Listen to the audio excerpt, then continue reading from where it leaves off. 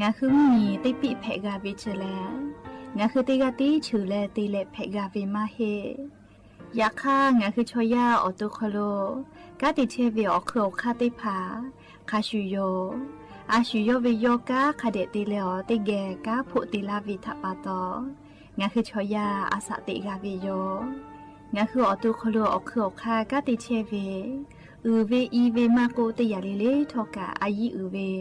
คาชเวเพวิโยออลักวงาคือออตุคโลออคือคากาติยายามาเตียลาวิโลโกงาคือชอยาทอกาอาสติมากาวิคาชูงาคือมีติปิเพกาวิเจแลงาคือติมูติสติเพเลอติกาลิเลอาชูโยเวอเวปุตาเวกันติภาคาเสติเกคาเดกากาติเชวิทัปาโตงาคือมีติปิชกิเพลากาวิโยเชแลงาคือเทจโมโคคางาคือมียาถาตอกคปิลาตาเวปุระเวติชเสนีเสหปามัชหปานี้งาติชออกขอบทามัววิทยาลัยวิชาการศึกษาประสานมิตรโกเวออคโลจากเกรทาเทจโมโคโฮคางาคือมียาถาปิยาลาตาเวตอกคติพายโย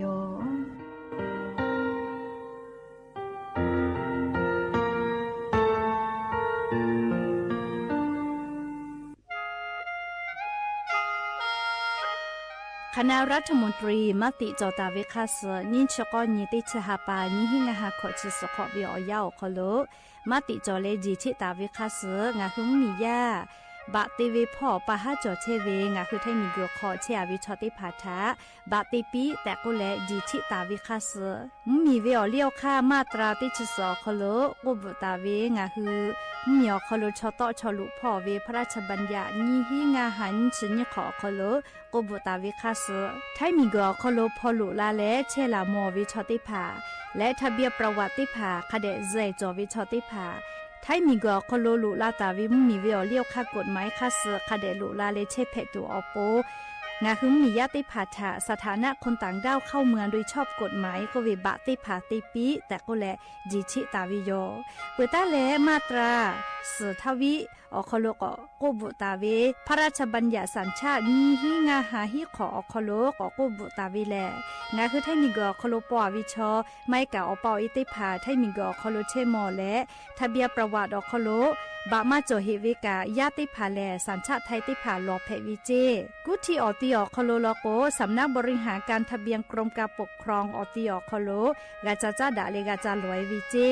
ออกาญูเวตันจาวติภาแลนี่คือทะเบียนประวัติคาสอเภอซานาอคโลอาจุยากาติเวอญอยาอคโลจาลอยเพวิเจนี่ชกอนิติชหาปานิหิงาหาขอชกอขออุสติแมเชกาลิงาคือไทมีกอคโลมาติคอรมอนิชกอนีติชาปานิหิงาหาขอชิสขออคโลจิชิตาเวคาสงาหุมมียาบะติภามาจอเฮเวไม่เลกะบะมาจอกะไทมีกอคโลเจเชเพตุเวบะติภาติปีแต่โกเลจิชิตาเวคาสติปอกอยู่เวลาเลนอลาวิโยแม่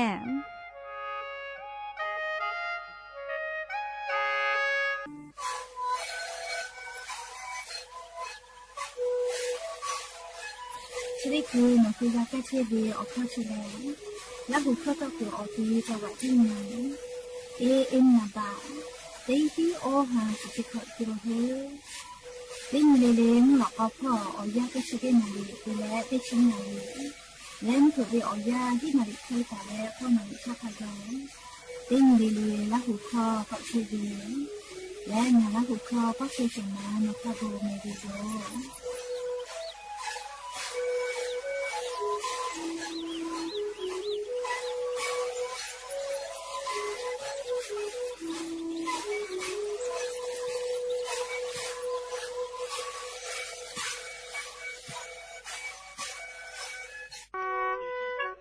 โปไกเชเวงะเอเลโดโลกุโลกาจูปอมูฮอมู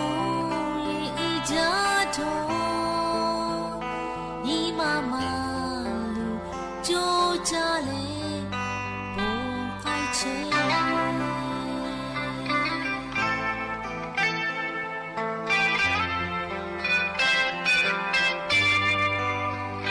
ปูไกเช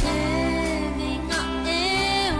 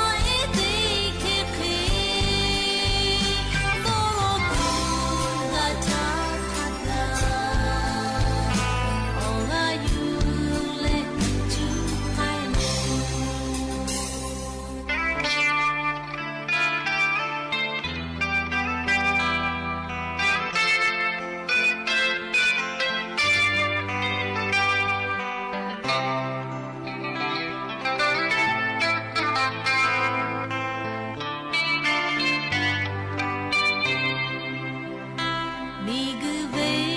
ယအခုလုံးဒီနီလေးနော်တူချေတာဘေဘေလောဝေကဖူးလေဒီမလူအော်ဂါနူလေချေလာ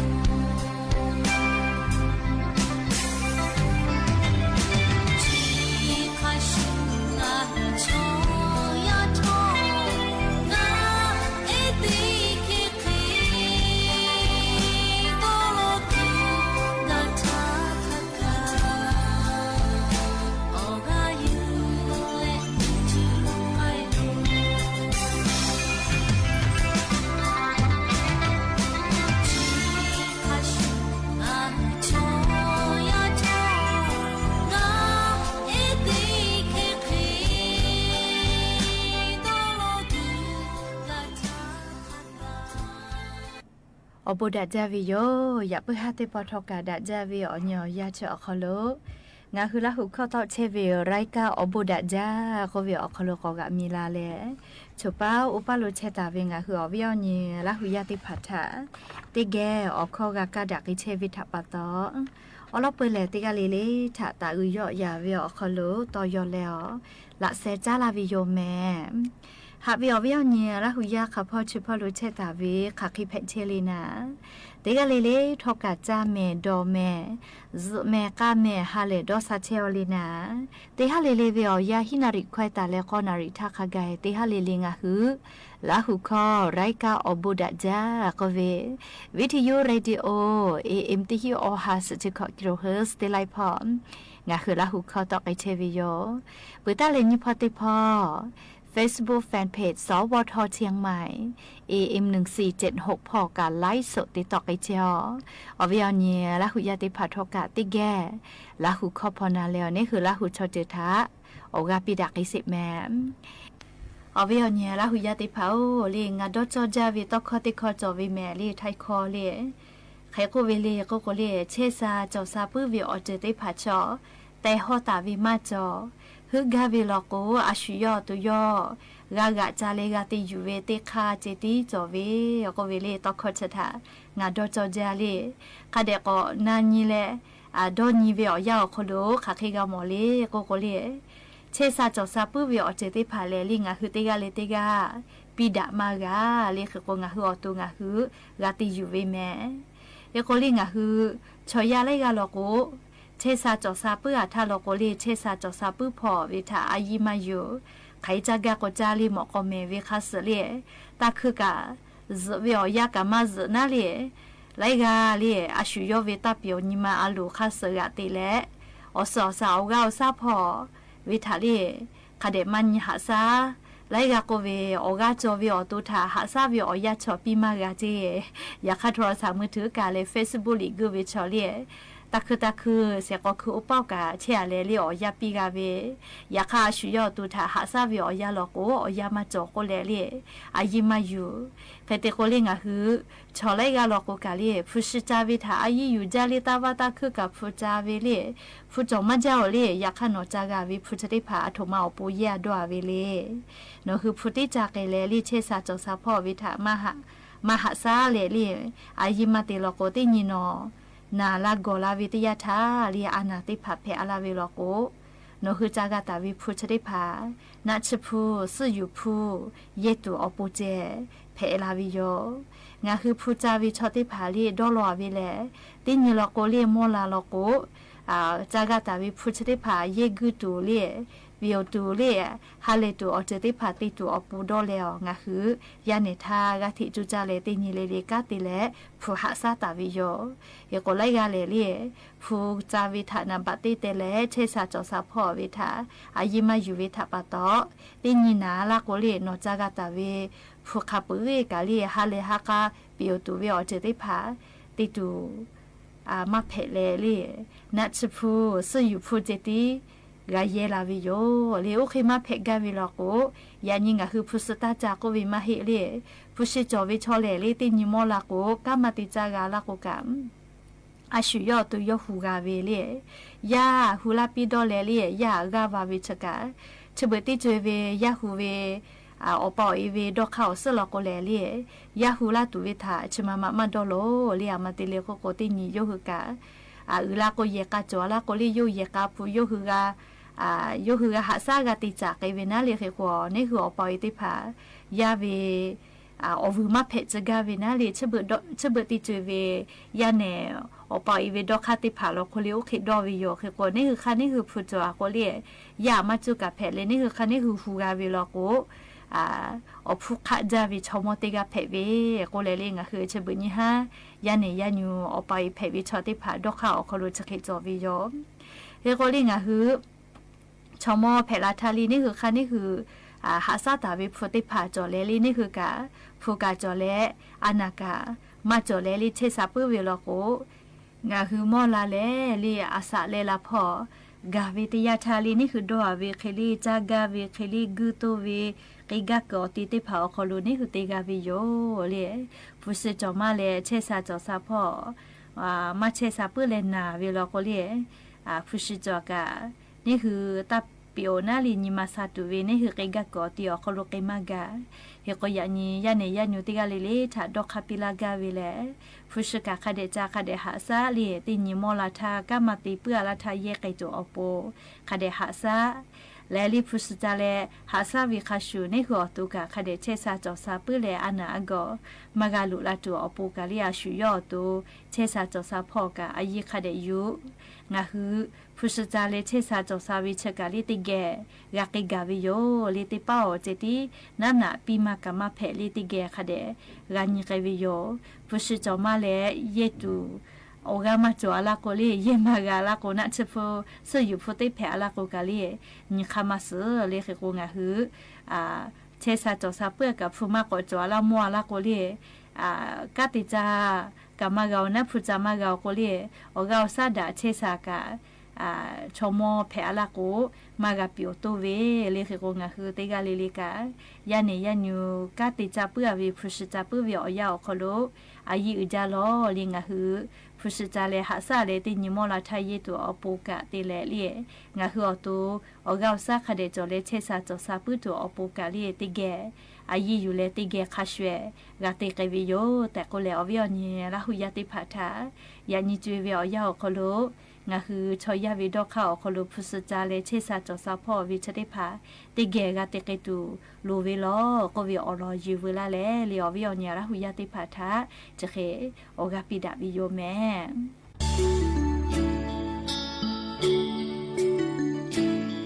โลมาทายาโฮโคชาเฮเนดาโลกากีเวเจโตโตยาโคอาโนเจ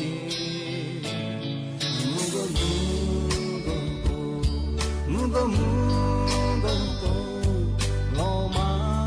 ทายาโฮยาโลเมโลกาคาติเพกโอยาสุเชดาเอเปปาเกเทเมเปเนดาเชมาตุตาวิโคซุซุชาเฮชาฮโคเอเอเดตาวิโคชาฮโคเบดามาโกโลจูโยจาเลโอยาโลฮอลโลคาตุโคชาเฮやだしゃくちょべちととむじゃやあのなむごむごむごむごほろからふやろしゃくはぼくかぶla hu ya bo to zu bu fa to he be ja da che ma chu sha ga be chu chu de hu ho be o o sha he hu ko le cho ku ko fu da ma ga bo to yo ja be ya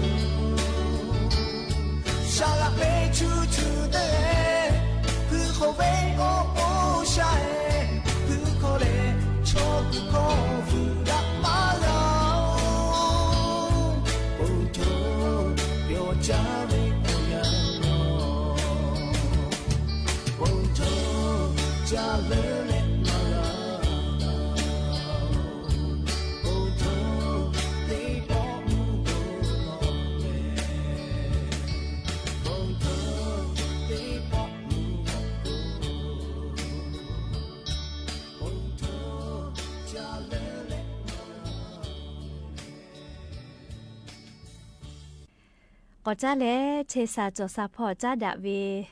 อลอติลออยู่เวลาตาวิโยจือชื่อเวแม่เล่มุซอนะชื่อจอเวลาไม่เหลียวมเผือชื่อจอเวลาเล่คักเฮกาติจอเวเล่งะคือหมอกอปิมากาจอตูและงะคือหมอกอคอโลเวจือติพามากาแค่ตูลิจือผู้มากาจาตูงะคือจือชื่อวิเชมุซ่อมเผือกะอายุมาเวเล่อรอจะได้พาทาติแกนาสิแม่หาวิวนี่ราหุยาติเผาจือชื่อเวแลเล่งะคือหมอกอคอโลจือแต่มากูจือติพาดะเกตัวอโปเตวิติจือแพวิโยเคกงะคืออาสติกอคอโลเลชอยาติกาลิลิกาอีโอเวแลติญเวอคอโลจือนิปอคาเดชจอเวจิแมมุซอเลมเพเลนิยากะอายีอุจาจิแมเลจือเวมุซอนะชกะอายีอุเวเลมุซอนะเจติชเวกามาโลเจเคกมเพซเวอยากะคาเดชจอเวจิแมอลอกงะคือจือคาเดมาชเวตยาทาหมอกอคอเลหมอกอปิญูเวจือแต่ลอนาเวอโคกะเลจือปุจาเกลาวิโยเลเลกาลิจือมาชแล้วเชื้อแบคทีเรียติพาจอมาเวตยาทานิมาสอานาติพากะแพเกลาวิจิแมเลเคเตและก็ตูเวเลอูนอเนอคอโลมาโตกะปุเอเวอานาติพากะแพเกลาวิเจจือมาชเวทับปะตอเรียกกว่ามุซอนะชเวอายีอุเวลาไม่แลมเผือชเวอาเจออายีอุเวลาก็เรียนิยากะอายีอุเวเจมุซอนะติปองะคือจือชเวชอเรียงะคือหมอกอคอโลจุลิซีติพาติหามาวิอยาวคอโลจอลาตาวิติพาชบาวิเจเรียกกงะคือจือชเปียลอกมุซอนะลอกเรียอตุกะก้อยลอยไกเวเชซาเวหมอกอปิกามาจอวิโยเรียกกว่าชุปาเกกะ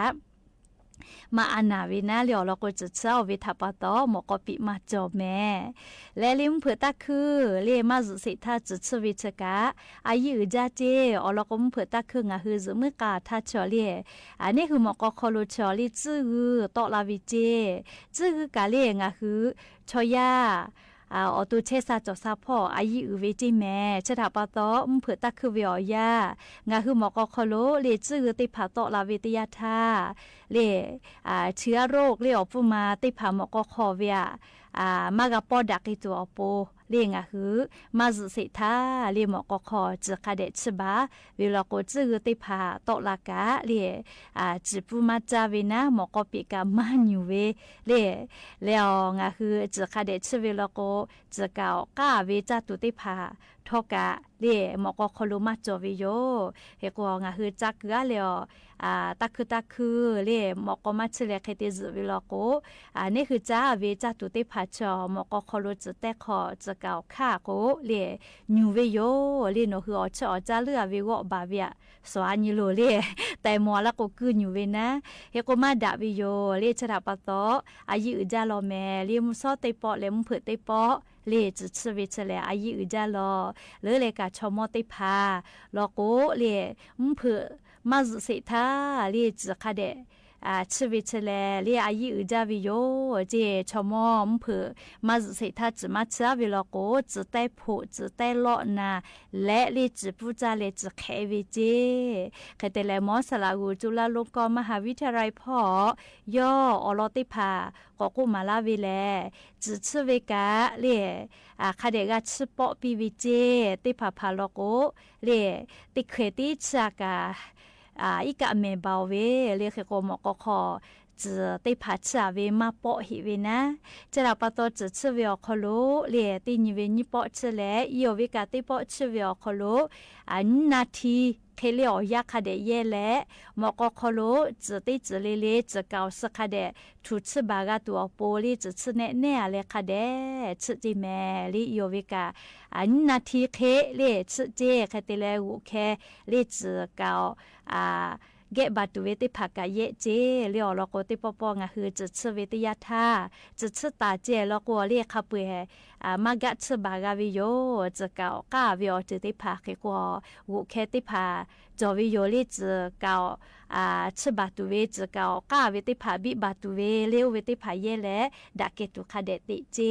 เคติเลเลียจะชตากะเลกาปาโจเวเจติหาปานิหาปาติปอปาโจเวจิเมลีจะชตากะอลโกจะชตากะเยมัวลาโกหน่วยบึกเกะกะวิเมเลียวคิเพวิโลโก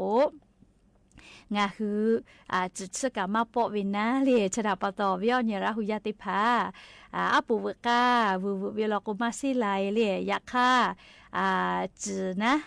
จะชดูเวเลจะชตาติคือปากสิไลเวเลอยากค่ะอาปูเวกาแก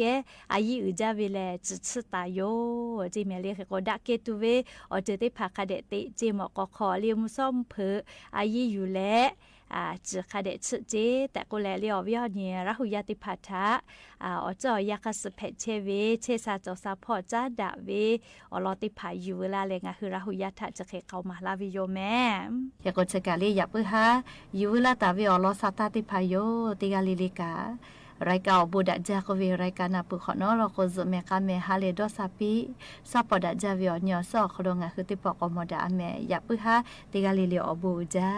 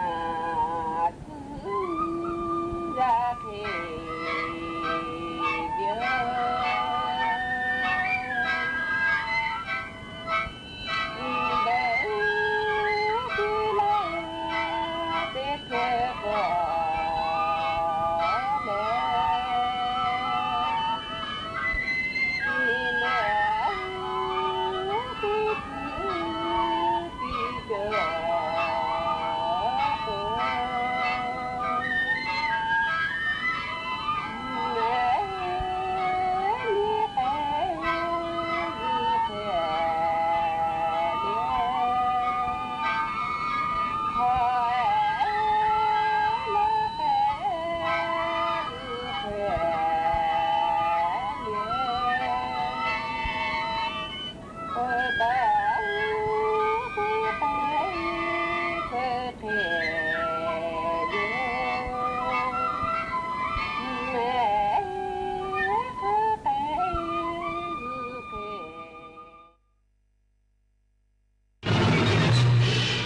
านีวิทยุกระจายเสียงแห่งประเทศไทยและเครือข่ายทั่วประเทศเสนอข่าวต้นชั่วโมงรู้เร็วรู้จริงเกาะติดทุกสถานการณ์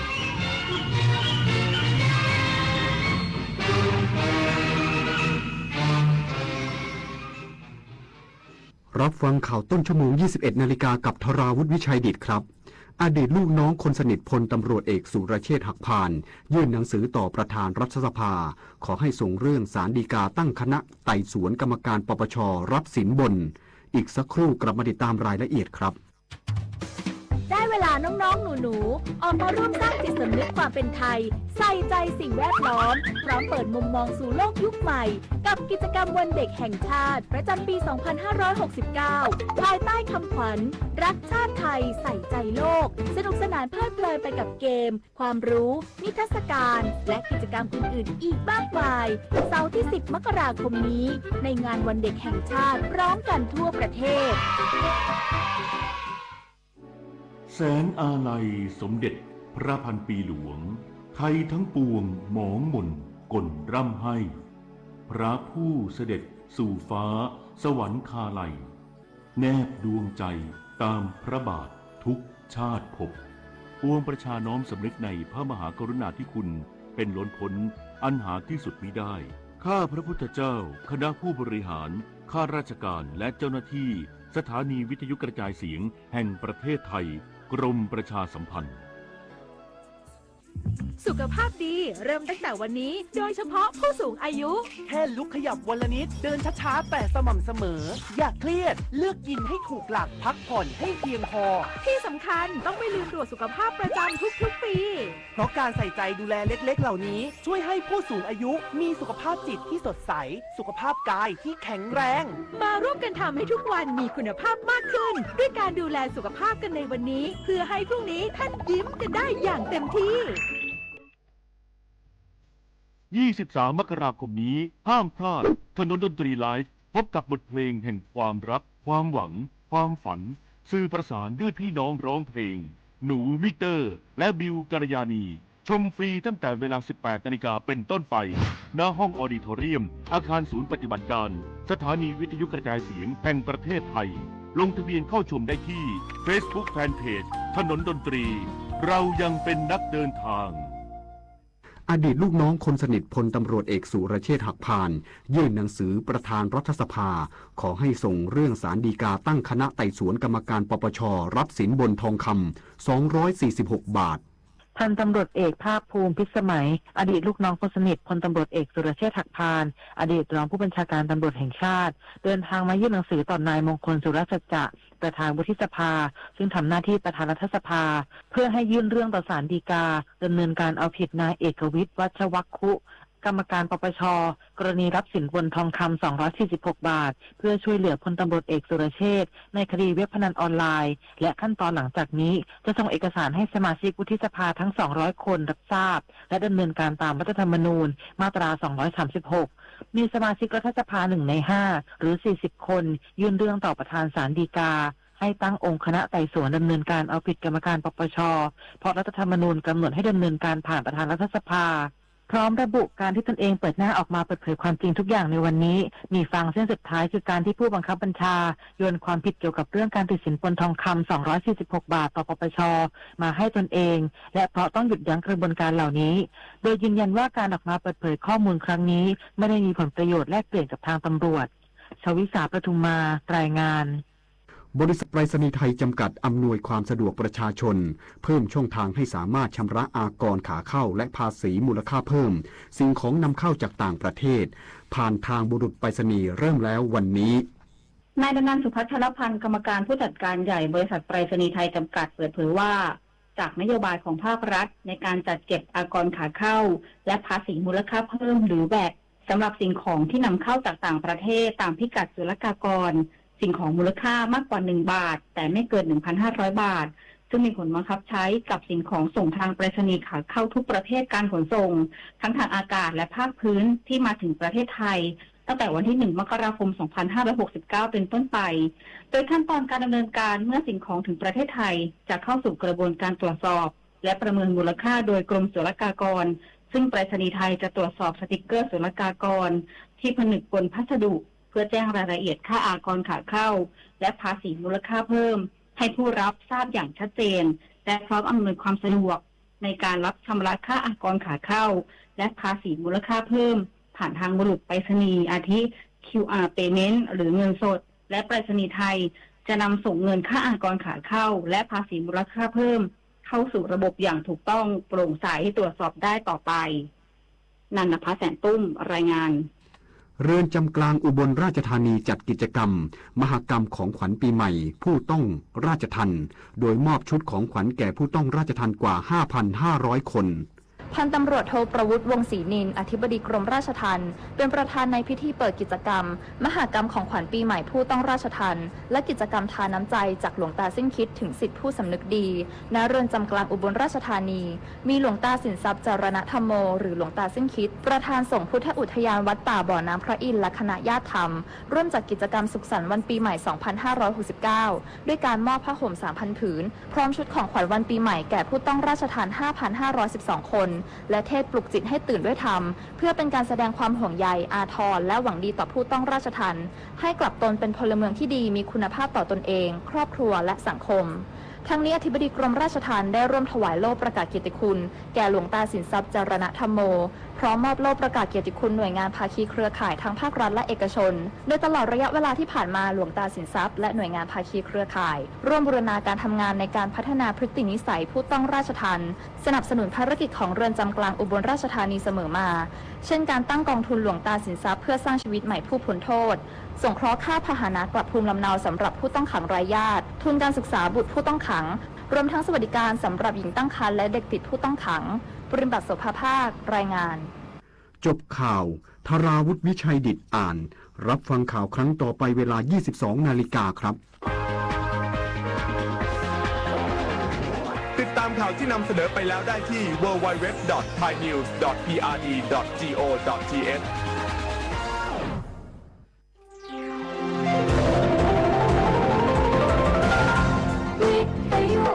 ประเทศไทย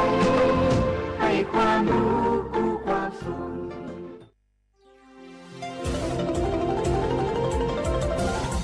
วิทยุแห่งประเทศไทยให้ความรู้คู่ความสุข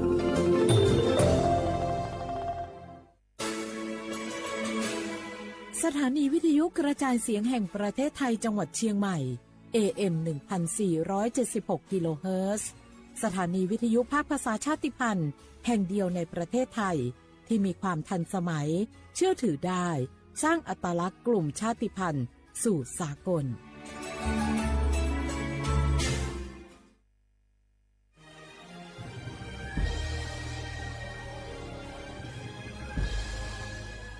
เกิดเป็นคนไทย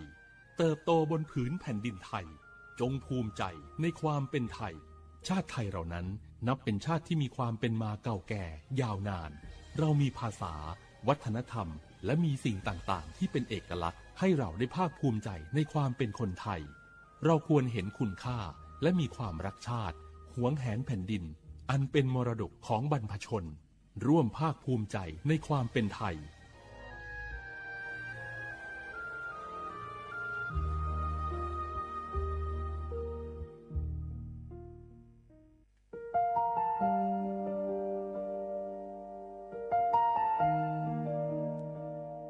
ขอน้อมเกล้าถวายอาลัยสมเด็จพระพันปีหลวงพระแม่แห่งแผ่นดินผู้ทรงเมตตาเหนือเกล้าขอพระองค์เสด็จสู่สวรรคาลัยข้าพระพุทธเจ้าข้าราชการและเจ้าหน้าที่สถานีวิทยุกระจายเสียงแห่งประเทศไทยจังหวัดเชียงใหม่กรมประชาสัมพันธ์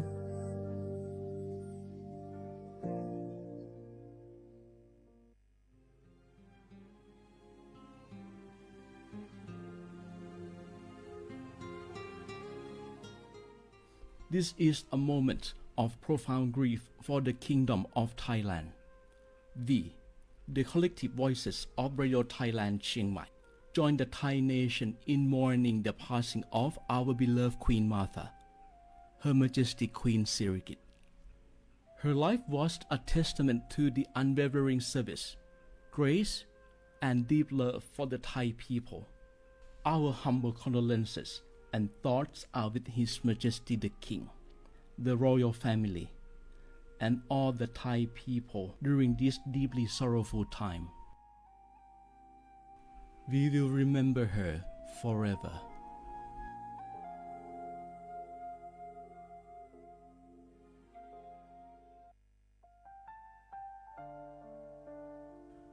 อาเดือไทยมิขอสองเผาอามาสมเด็จพระนางเจ้าสิริกิติ์พระบรมราชินีนาถพระบรมราชชนนีพันปีหลวงควยตาโอดาเลียกาชายันดาชอเนมาอายออามามิขอเปียวเนไทยมิขอกะดูอาคาชอเจอกะดูเงเกเนลาหมายแอจิชนีเถามิเนนือมาละเควมาเงเลชญาเธอมิเนอาดืมาโยหานาลูอายองเนเกเนโยเยบอเนมาอีนอายอมาโดอาดืเนโกเอียเนควยตาโอดาเลมิเนนือมาหน่วยสาวเนวอจอเกญาอาดืมาโยหานาลูอายองนือมาละเควโยจอนาลูเนเกเนโยเยบอชอเนมางามาอาเขาชอเจอโยกานาลู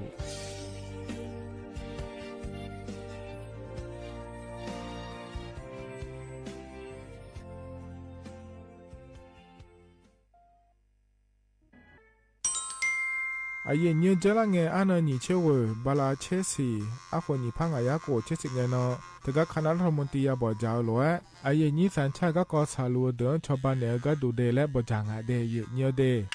เธอก็ย้อมมาตรา17แห่งพระราชบัญญัติคนเข้าเมืองพศ2522และขั้วเธอก็เธอเนอาเย็นนี้เธอก็ถ่ายมิขอละคุยพ่ออ้อเหลียวกับย้อนี่จอลาเดอเขาเนรอทะเบียนประวัติและขั้วเธอย้อนฉาเจียเดินนะขอเนียเนียวเธอก็อยู่หาก็ดูการขอสถานะคนต่างด้าวเข้าเมืองโดยชอบด้วยกฎหมายและขั้วเธอเดินยาเมเจเดเยเนียวเดเพราะแน่เยเนียวมาตรา7ทวิแห่งพระราชบัญญัติสัญชาติพศ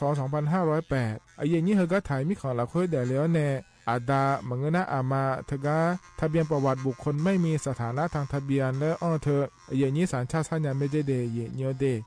ใช่ก็ดูนะขอในกูเทเมืองละคุยย่อนะเธอก็สำนักบริหารการทะเบียนกรมการปกครองและคุกาชัญญาไม่ดียมือยอละคุยนะเยเนียวเธอก็ในอำเภอโยฮันเนโจดัวรอราชการอายามละคุยอานอนีเชวบาลาโกซีอาคนนีพังอายาโกเชวขวงเกนีเดเยเนียว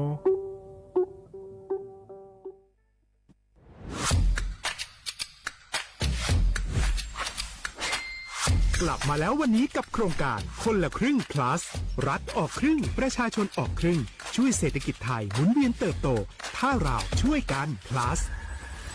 ต่อยอดให้เศรษฐกิจไทยเติบโตอย่างยั่งยืนด้วย5 plus plus ที่ 1 เพิ่มช่วงอายุผู้เข้าร่วมโครงการจาก18ปีเป็น16ปี plus ที่ 2 เพิ่มวงเงินใช้จ่ายจาก150 บาทเป็น200 บาทเพิ่มพลังซื้อของประชาชนเพื่อกระตุ้นการหมุนเวียนในระบบเศรษฐกิจฐานรากลดภาระค่าครองชีพ plus ที่ 3 เพิ่มสิทธิพิเศษด้วยการดูแลผู้ที่อยู่ในระบบภาษีให้ได้รับสิทธิพิเศษมากขึ้นเพื่อสร้างแรงจูงใจให้ทุกคนร่วมอยู่ในระบบอย่างโปร่งใส plus ที่ 4 เพิ่มโอกาสให้นิติบุคคลขนาดเล็กเข้าร่วมได้ให้ธุรกิจเติบโตเป็นกำลังสำคัญของเศรษฐกิจไทย plus ที่ 5 เพิ่มทักษะใหม่เพื่อพัฒนาให้ร้านค้านำความรู้ใหม่ๆมาช่วยเพิ่มยอดขายลดต้นทุนเรียนรู้เติบโตและปรับตัวไปกับเทคโนโลยีใหม่เพื่อสร้างเศรษฐกิจที่แข็งแกร่งจากคนละครึ่งสู่คนละครึ่ง plus ไม่ว่าจะสั่งข้าวคนละจาน ชาเขียวคนละแก้วขนมเค้กคนละชิ้นหรือหลายๆชิ้นก็ใช้ส่วนลดได้ทันทีสูงสุดวันละ200 บาทแถมใช้กับฟู้ดเดลิเวอรี่ก็ยังได้สำหรับประชาชนไทยอายุ 16 ปีเป็นต้นไปสมัครรับสิทธิ์ผ่านแอปพลิเคชันเป๋าตังวันที่ 20-26 ตุลาคม 2568 สำหรับร้านค้าที่สนใจร่วมโครงการสมัครได้ผ่านแอปถุงเงินวันที่ 15 ตุลาคม ถึง 19 ธันวาคม 2568 แล้วเตรียมพร้อมรับลูกค้าจากทั่วประเทศเพราะนี่คือโครงการที่คนไทยทุกคนช่วยกัน plus เพื่อให้เศรษฐกิจไทยโตไปพร้อมกันโครงการคนละครึ่ง plus ดำเนินการภายใต้เป้าหมายที่ชัดเจนของรัฐบาลในความต้องการกระตุ้นเศรษฐกิจลดภาระค่าครองชีพให้ประชาชนและยกระดับศักยภาพผู้ประกอบการไทยให้พร้อมในยุคดิจิทัลโดยยังคงยึดหลักความโปร่งใสตรวจสอบได้และป้องกันการใช้สิทธิที่ผิดวัตถุประสงค์คนละครึ่ง plus เพิ่มพลังเศรษฐกิจไทยพร้อมโตไปด้วยกัน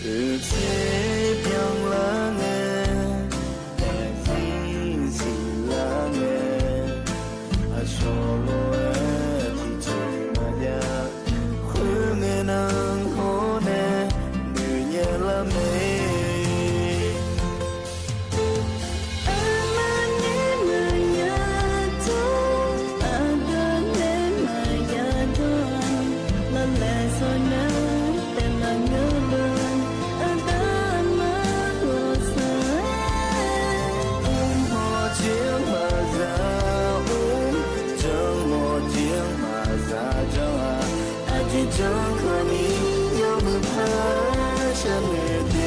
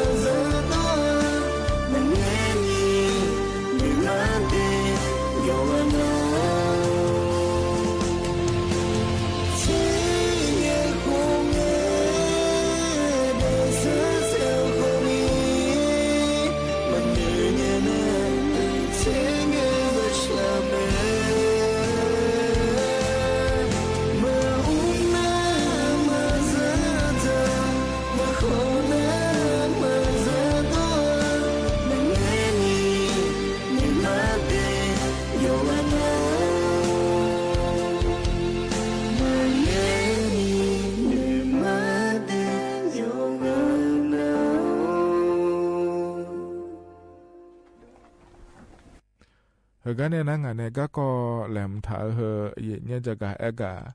ดาแหนในบิสิบิกามาเดเยเนี่ยเดเยเนี่ยที่ปอนาดือโลลังเนี่ยนะ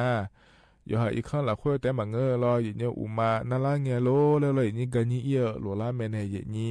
ถึงมีในโลลังนะขอเนี่ยก็ตัวแพจังอะไรเขาเข้ามาอย่าแจงไอ้แมนเยนี่ก็ดูมาในเยล่าเนี่ยอย่าแจงเธอนะขอเนี่ยชอไทยป้าก็ดูนะขอเนี่ยห้องน้ำสาธารณะและคงอาจจะอย่างกันนี่ช่วยขออินเนียยาวเธอนะรอยเนียวน่าเธอเอ็กนะขอเนี่ยยานะรู้อีห่อดูยุ่มห่อดูรอเลยนี้รอเธอก็มีหมดดูละคุยมารอเลยนี้เธอชอนมาดองดูมาโดดเดก้าดูมารอยเนียวอย่างนี้หัวก็อีอะไรเงี้ยอันนะอาจีมาย้อนนะขอเนี่ยอยู่หานักก้อนอยู่ละยังไงจะเดย์เนียวเดทีนี้เนี่ยเรานักก็มาบินอยู่ละพายเลยใช่ยังมาบินก็ละพายอาจจะว่า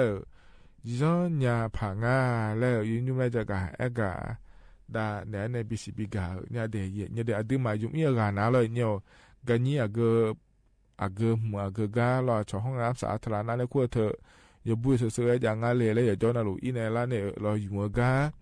อยู่มีจะเดียเนี่ยเดียน่าอายุนักกันนี่เธอเราอยู่ห้องน้ำในขั้วเธอชอบการรับรองมาตรฐานส้วมสาธารณะสะอาดและควรเถิดยาเย็นยารอถึงการรัฐบาลไปในคำเนื้อก็เดินหน้ายบูมเดย์แล้วเนี่ยก็อีเนี่ยเนี่ยอยู่มีเนี่ยแม่จะเดย์เนี่ยเดย์นะแล้วเนี่ยเธออย่าจีอย่ากันเนี่ยละคือถ้าดองอันเดย์แล้วเกิดงานในนี่อย่าดูกันนี่ยังไงอยู่ยังไงล่ะด้วยช่วยในเกิดนะเขาเนี่ยเนี่ยบูทีอานาเธอไอ้เยอะกับครั้งยังเลยอย่าชอบประจำเดือนนะคู่งานรอเปลี่ยนลูกไงล่ะอยู่ฮันในอยู่เมื่อชอบผ้าหน้าไม้แล้วกลัวเธอกันนี่ดอกเดขอนี่ดองอาเจเดย์ยังมันนี่นะทุเรศจ้องเธอมาฉาเจเนี่ยเธอกันนี่แบบเธอเล่นเงินเล่นนะขอเนี่ยให้มายุ่งยันนี่เป็นงานเนี่ยเธอมีเนี่ยตัวรถถัดจอนเจเดย์เนี่ยเดย์ไอ้ขอเนี่ยชอบกันอาทิตย์ชูที่เดือนนะยังไงเนี่ยเขาก็บีดอกเนี่ยก็ดูแล้วบีเดียเนี่ยก็ดูเดย์แล้วรอเนี่ยกันยี่ที่ก้านาโดนเนื้อเจขอนี้ยาแล้วเรานี่กันยี่ที่ก้านาแล้วก็จู่ๆเดือขอนี้ยาแล้วงาเทียเนี่ยเราก็กันยี่ที่ก้าโดนเนื้อเดือนาเราเนี่ยชอบชักโครกแล้วคงอาเดย์เนี่ยเดย์ที่ปอนาดื่มมันเนื้อมีนายเราอาลีเดือแม่งก็จะเราเนี่ยที่นาเราเลยหอบผิวเฮ้เนื้อก็ตัวเราอิสุเสเดือขอนี้ยาแล้วงาเทียเนี่ยอาบูเขาปาขอนี้เงอแล้วเราเนี่ยเธอมีในหยบปนลูกกันเนี่ยชอสวนสาธารณะกันนี้เราห้องน้ำสาธารณะแล้วควรเธออีกายอยู่อีกาเราเนี่ยมาอีมีนายเรากระดาษทิชชู่แล้วควรเธอโยดื้อมา ลงอ่ะเดเยเนเดอีจุในมือพาราซ่อนในการที่ช่วยเธอมือพาติโปเจบัวเดเยเนเดมายุ่มมีนายลอยเนี่ยมันก็น่าแห่เยนี่มาขอเนี่ยเนื้อนะอาชนี้ชื่อเสียถาโลแล้วขอเนี่ยแห่ยาเนื้อแทงอ่ะในนี้น่าเฮือหันนะก็เฮือเปียนะรอเยเนี่ยอเดือนอยู่ละยังอ่ะเดเทียนะอุมาโกโลรออุมาหน้าโลรอเดียวนะก็เปียเนี่ยก็ยาหน้าขอนี่หน่อยเลยยังอ่ะเดเยเนี่ยเดน่ากันนี้ยังหน้าขอเนี่ยจะโดนเลยมาแทนี่อยู่ห่อรออย่ามือพายฉีบัวเนี่ยรอเนี่ยกระดาษที่ชู่เธอเนี่ยรอเลยนี้อย่ามือพายยกกือแล้วซีซอเดเนี่ยเดเฮืออาลีมาอาบูมรออาลีที่อานาอิชุสุยแต่อาเจมังเงาแล้วเลยนี้กันนี้อีอานาขอนี่แฮอยู่ห่อจังอานาขอนี่โดนเนี่ยช่างซอยอาลาแต่เขามาดูบูดขอนี่จังอาเนี่ยเดเธอมีเนี่ยรอเนี่ยอาลีขอนี่เงออาบูขอนี่เงอเดเนี่ยอีชุสุมากันนี้มาเนี่ยรออยู่ห่อเจจังอามาเลยและหนาลอยเนี่ยเธออะไรยังมือพาดูบูเดเนี่ยรอเธออาลีมาบูมาลอยเนี่ยอาชอบาอาหูบาเมลอนเนี่ยนี่ที่อานาพูงกันเนี่ยเต็มมาเตะถึงหลังเราชอบไอศครีมและคู่งานเลยนี่ที่อานาลอยเนี่ยเฮอดชุนยากงานกายามโหยากาหอลาลัวลออาเตเธอเลยนี่ก็มาช่วยละกาเหพูมาละก็ยาขาละคุยชิวๆเนี่ยเลยลอยเนี่ยอิสุสุยเนี่ยเลยก็จอกก็เจียปาย้อนอิสุสุเจกันแล้วเนี่ยอิสุสุเจนะอะไรเขามาดูนี่เนี่ยผู้คนนี้แล้วก็น่าเต้นเนี่ยพักหลังเธอเนี่ยเดย่อเนี่ยหรอมันไม่น่าย่อเดเขาเลยมาจังเดเนี่ยเธอมีเนี่ยหรออาลีมาอาบูมาเดเนี่ยเธอกันนี่เนี่ยดูนะเรามาดูมีนะอีจู่เธอยังไม่พยายามเสียงานเนี่ยหรอเนี่ยย่อฮาเนี่ยเธอเนี่ยช่วงนั้นก็มาลีที่อานากันนี่เนี่ยเราจะชักโครกแล้วคงอะไรเนี่ยเขาพิมเนื้อดูจากไอ้ชิวๆเนี่ยเราชิวเสียนะคนนี้เหรอเพื่อชอนยาลาบูเนี่ยงานเนี่ยนี้เราในจู่ยังมึงพัดถูกขาจีเดยเนี่ยเสียจีเราเนี่ยที่จะมาบิดเจล่านี่เดยเนี่ยเดน่าเอโดะนะคนนี้อะไรชอบยาจะมาในแหลมทานเนี่ยยานะคนนี้ชอบยาที่ซ้อนในมือพัดจีบูเนี่ยเรากระดาษที่ชู่ช่วงนั้นก็มาเราหลัวเดแล้วเราเนี่ยมือพายล้อเลยนี่ยาสิเกลือเดยเนาะงามาโดนาอาเกกาเยมาขาล้ออยู่หาอีกข้างละคุยขอนี่เงอละเนี่ยปาอีโดขอนี่เงออิสุสุเอมากันนี่เยมาอย่าปนาลุโลเนี่ยอีโดเงกระดาษทิชชู่แล้วก็เธออยู่ในอีโดอย่างเนี้ยอิสุสุขอนี่ยายุ่มล้อเนี่ยกันนี่เยขอนี่ยายุ่มล้อที่อานาล้อเนี่ยแห่เฮกาตอนเฮล้อเนี่ยอาชอเชียราและคุ้งอาเทยเนี่ยหุ่นชิเลอร์ตัวขอนี่ยาเดยเนี่ยเดจิมินางาแล้วเกินนะเธอเนี่ยกันนี่อิงเงาล้ออีจู่แล้วยังมือพายอยู่หาก็ฉีบูกับจีเนี่ยล้ออยู่แล้วทุเรศล้อเลยนี่มาชิกนี่ล้ออยู่แล้วทุเรศกันเนี่ยที่พอแต่ละดีดุมซอยล้อแล้วอยู่ชียังเฮ้ยเนี่ยล้อละดีไปล้อที่ไม่ได้อยู่แล้วเมื่อนี่จานะคนนี้เธอเนี่ยเชียร์ลาแล้วคู่เธอเปลี่ยนร้านยางงานเนี่ยอย่างนี้ล้อที่ไม่เนี่ยคนรู้ก็ขอนี่ยาจ้าเดยเนี่ยเด็กกระดาษที่ช่วยยอดื้อไม้หลัวยอน่ะหลัวยุ่ยอมือแม่เดยเนี่ยเดเขาเนี่ยเราถึงก็ชอบผู้ประกอบการแล้วคุณว่าเนี่ยจะมาเจ๊งไงดื้อเนี่ยถึงก็จะหอจะดูอะไรเนี่ยร้านอาหารแล้วคุณว่าเราอีเนี่ยกันนี่เอี่ยหลงเนี่ยนะก็อาจจะอายมาดื้อมันเนี่ยเอี่ยดูแล้วอายมาดื้ออายุอะไรเนี่ยก็ดูงั้นเลยแล้วนะขอเนี่ยเธอก็นี่บูแล้วก็ยังเล่นเนี่ยละอาเจเนี่ยจนนั้นลุยชีบุเนี่ยอาเจเดที่น่าละเขายอมยังละเราอยู่ร้านมีเนี่ยเราเนี่ยยอมมาคนเนี่ยยอมมาชอบหายังเล่นทางอ่ะเธอเนี่ยเธอก็อยู่มานะคนนี้แล้วเนี่ยเราบุเล่เนี่ยพายแล้วเราเนี่ยนะที่โปรแต่มันก็ยอมอยากบอกคนนี้ย้อนเนี่ยหลังอ่ะเธอเราอยู่ที่อานากันยิ่งเงี้ยส่งอันเนี่ยรู้ละอยู่หาอยู่แถวอยู่หา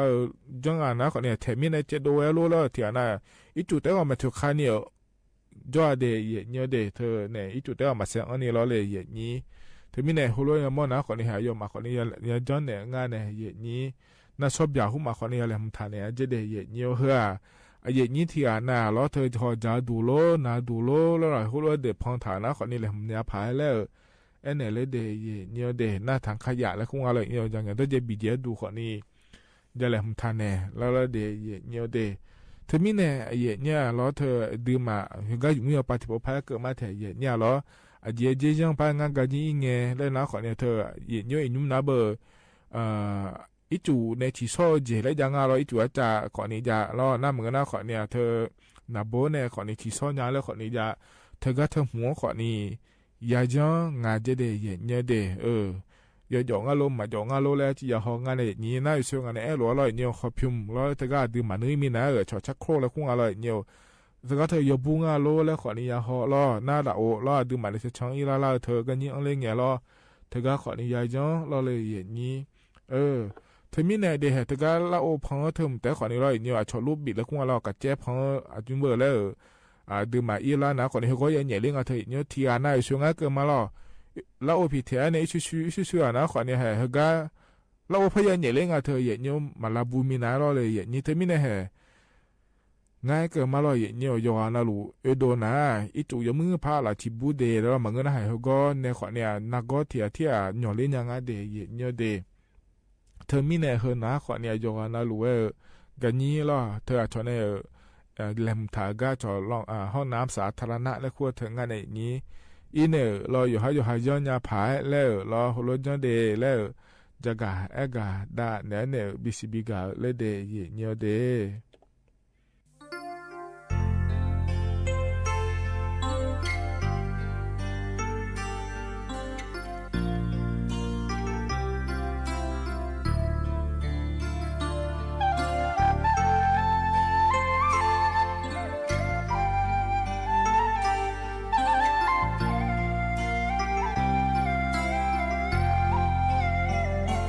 อามาโอ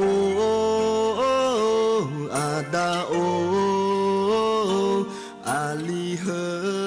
มอโดไลซอวอซากาเมียมาวอซากาเมียดาวมาเกญาอีนองไลซอ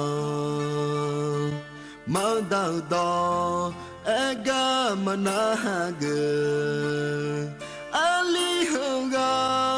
gama trong la so do ha nữ nơ ta gơ ho la i so ali dazi thong po e o i nya ama ada nya bi do le nga ama o ada o ali he modo lai so wo saga mie mau wo saga mie dao ma ge nya inang lai so do bang je ho lai so mi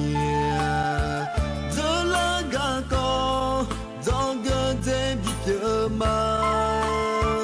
nữ bộ nữ pa ho do mưa đà đào ma ama adao aliang bo sa lao ibajini tabi na lama dao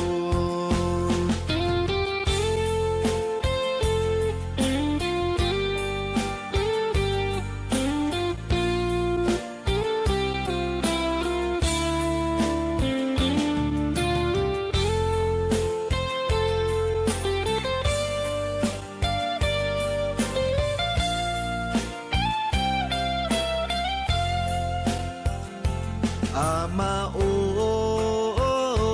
ada o ali he modo lai so wo saga mie mau wo saga mie dao ma ge nya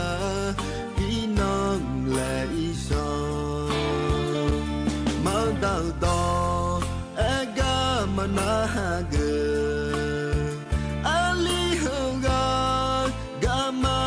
trong lá so do ha nữ nơ ta gơ ho lại so ali dazi thong po e o i nya ama ada nya bi do le nga ama o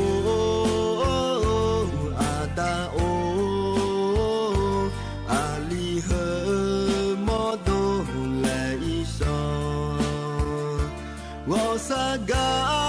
เมียเมาสากาเมียดาวมาแกญาอีนางและอีชอรอบังเจฮอและอีชอเมียเจลากาโกจอเกเจบิเกมาเนื้อปอเนื้อพาโฮซอเมื่อแดดดาวมาอามาอาดาวอาเลียงโบซาลาวอีบาจินีทาบีนาลามาดาว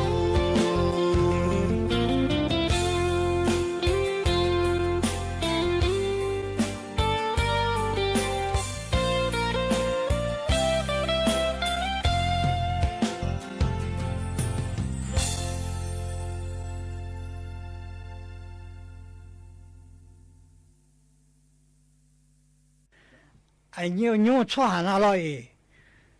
ที่อายุเนี่ยขายเชงอ่ะจีบีก็คนเนี่ยจีบีก็คนเธอบิคับจาราฟ้าเธอจะเนี่ยงอ่ะอายุเนี่ยมันนุ่มได้จังอ่ะจีอันนั้นดูอามีอาสืออันนั้นด่ามาสินะอายุมันเนี่ยมีอาจังอ่ะย้อนน่ะอันนี้มีอามาสือมีเนี่ยหรออันนั้นอันนี้มีอาสือน่ะเนี่ยยุ่งเชื่อน่ะเชื่อดังมีอะดูละอาดามาอยู่มันเนี่ยถึงแม้ยาจีถึงแม้ยาอันนี้จีบีเนี่ยเลยนะ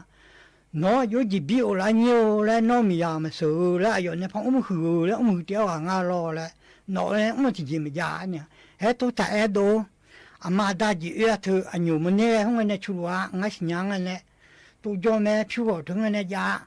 น้อยเนี่ยมันง่ายนะมันน้อยอยู่ยาจีสิ่งนั้นเลยที่จีบีเนี่ยอ่ะเฮ้แล้วคือมาที่มอบินเนี่ยแหละบินเนี่ยน่ะดอยนะโอ้ดอยน่ะชอบสมเสกจงเดมาที่เขาเมืองอันนั้นคือมาหมอเสือเนี่ยใหญ่น่ะชอบอยู่บนนี้บุกะยาจีน่ะสหายแล้วลาวแล้วเราบอกตัวลาวแล้วกันน่ะลาวเนี่ยนะไหนน่ะเราบอกขั้นเนี้ยนะน้อยจีจังจลีเนี่ยง่าคือเนี่ยเดมาเชื่อเลยจลีเลยอันนี้ผมบินเนี่ยอันนี้มันเนี่ยบินเนี่ยงาดูที่จริงบินเนี่ยมีคือที่มันบินเนี่ยละคนเนี่ยยังจังอะไรเนี่ยจีเนี่ยมานะมันเงือบเลยคือรู้เดมาอยู่เชียงนะเชียงมาตัวน่ะคือเนี่ยเดมาเชียงนะงั้นมาอันนี้มันเนี่ยน้องบินเนี่ยจีบผิวน้องบินเนี่ยจีมาแล้วเชื่อสิอะไรเงี้ยไอ้ยมาขวานะนะหัวหน้าจุดส่งจุดจัวnhiều chế là cứ bật đá anh nhiều khách dân trong sẽ mua qua nhiều chế như thế là anh nhiều chú bì cái na hơi anh hồi nhiều chú cho để đấy ya cứ mo anh hơi phát triển hơi phát bì cái này bê bê hơi chú phát triển phát bì qua bê bê là mấy gì hè mà ngã là nha ngừ đấy hôm qua này anh nhiều món nếp chú đó to lo anh nhiều quá mình để dạo yên không là sa hại là khu lắm hồn chừng đó rồi mà được ở đây na bây giờ sáng là nói như nhau bây giờ bị này là anh gì sai là chú sa họ gì chú là cái chú tôi anh nhà mẹ hay bên này lo nhà nó bị này là giờ mưa này nó chẳng thể là chú sa ga khối là khối na nhiều cái nóอยู่จังๆเลยนะง่าคือเนี่ยเดมาเชียเลยเนี่ยคือเนี่ยเดมาเชียเนี่ยบอกกาอยู่ที่มุนนาลาเนี่ยคือเนี่ยเดมาเชียเนี่ยเฮ้ยสาหอเลยเนี่ยอายุบิสันเนี่ยละอายุนั่นนู่นที่ไม่ยอมมาลุยหิวนะมาลุยเนี่ยละอายุบิจังเนี่ยดีนะมาบิจังเนี่ยน้องเอากลัวมาละจอมเองดูมาละจอเนี่ยแหละมาอายุมันมีเนี่ยอันน่ะเลยเจมี่เทบีน่ะคือมันชอบบีน่ะเพื่อนจีเพื่อนน่ะคุณนางอย่างนี้เขาคุณนางเนี่ยร้านเนี่ยคือเนี่ยเดี๋ยวมาเชื่อจเลยน่ะเชื่อมารู้เชื่อมาหัวเชื่อจับเบอร์น่ะมาอย่ามาหัวเลยน้องเนี่ยคือเดี๋ยวมาเชื่อน่ะดูตอนน้องบีเนี่ยจีมาไปเนี่ยด้วยน่ะเนี่ยจะส่งจู่ๆเนี่ยจะมาบัดดาเสือมือก็ได้好像就比人那黑人那年超过那的，那的那，啊妈几个啊去么那啥多是些年了，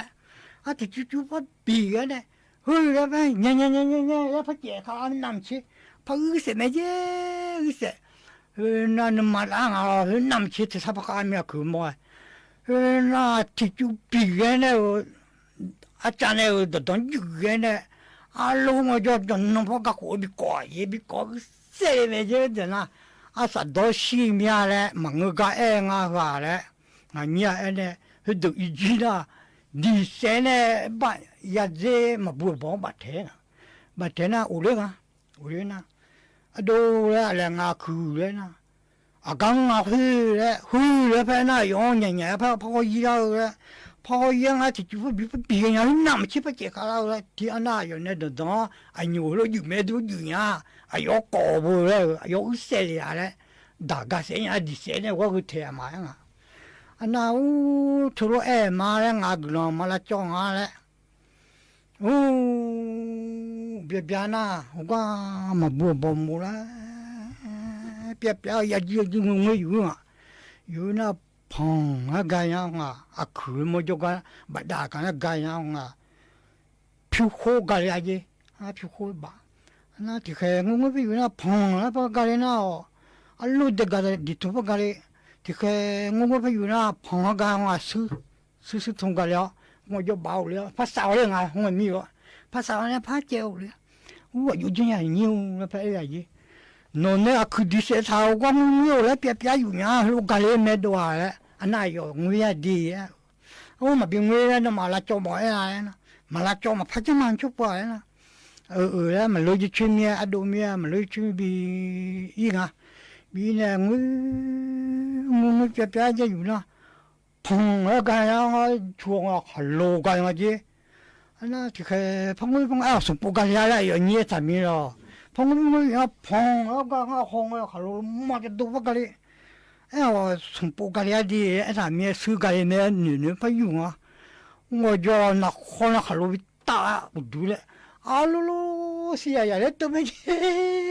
都，啊噜一个人平面了不那个，你们个哎啊不得谁面了，我叫嘛也不能从谁呢，没得课，我那一年啊，啊都了，来不来呀嘛，刚啊的回来。哈喽，那个来啊，我那哈喽大那些呀，里都来嘛修多嘛来，小面来不那个样呢，土啊土来土台哎嘛来个那嘛是哎，那嘛不要帮，别那我哎呀，可是也不用那个，不我不那，你别你也送你也那样了。不摸那别了那有说的说好啊，那说啊，长那人那说话呢，长也有，哎呦那长呢，一是学呢，学啊，有说呀那大年就那不让去安呢，不让得那不去学呢，无聊的，为那有说呀，啊，来，多行了，姑那上爬呀你听啊。我也在那多好嘞，啊也姑娘嘞好嘞啊，有说这话个旁边啊，那空姐我要，哎呦大一年啊，我多好嘞，说好听讲嘞大嘞，那有律师，比太难嘞，哎呦律师那时候哎呦讲十个月呢，旁啊说好那面那拿票面啥嘞呢，那票啊嘛人家面红了。你搞个边呢，那就那的，好是边好是边干嘛嘞？啊，那是的搞嘞，你搞看是边是那的什么怕呢？现在那是怕啥嘞啊？哦，怕没接多啊！啊，有就那样你那啊，路个那去谁人个不呀？你边那就是你没多啊，是要啥嘞？咱呢，一时需要有一时是好别急啊嘞，啊，那是昂爷。那有这样呀，怕伤害，怕比较啊，对吧？怕比较那，啊喽，不那没没的，没那咋，弟弟们说了，啊，弟弟们发白了，你去啊，一样了，要那多好多好，哎，你说帮人家是大人啊，那时候别快那，哎呦，当然胖啊，有时破，我别讲这了。阿妈啊，有将来胖人家嘞，错呀，上胖都将来人家嘞，年把酒把让嘞没别个痛。哟，一时不得到个通街到红到个通街呢，都看地么地呢撇过来个呢，撇过来那哎呦，也咪啊，哎呦呀，我拉路都不出来，ยังไงเหมือนอีน่ะตัวจะรู้มั้ยว่าอย่าให้ว่ารู้นะล่ะจ้อๆเนี่ยว่าเย่เอ็งว่าแล้วไอ้ยมาเทดาบาเอ็งมาแล้วแจ้กูแล้วเทดาบาเนี่ยอันน่ะอีกอ่ะอันน่ะมันเทพุเสียนะมันจู่มันเทพุอันน่ะมาก่อสิเมียแล้วเทพุเสียเนี่ยแหละก็โห这个那比不大那个，哎呦呀，米呀那个，我那都去我们去多年多了，那是米呢。有哈阿妈大儿子一头有哈的咋标那一般呐，是米啊有一般是有大就那不，是米呢那有你那有大有嘛出着米呢，多有你这样多也不，有你这样啦，有么样呢？是个人嘛不咯？个人嘛咪看讲就比比咯，是米呢有还没有卡头就一头嘛咋标呢？看比讲看呢，湖南湖你那你这个比比都在那里。有你就来，去咋干么样？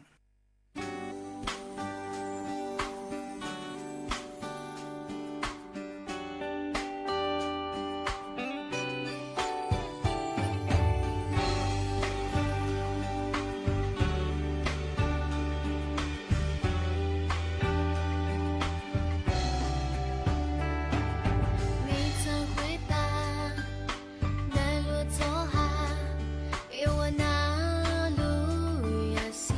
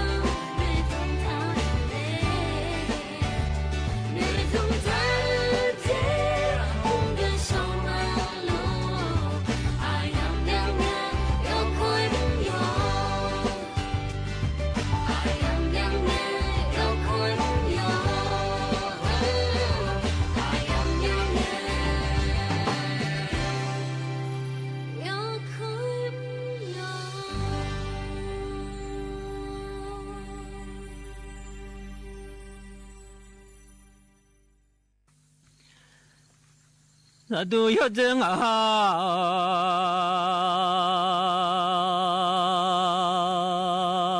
提个人有这上妈妈不啊，妈叫我就送了去嘛弄啊不啊。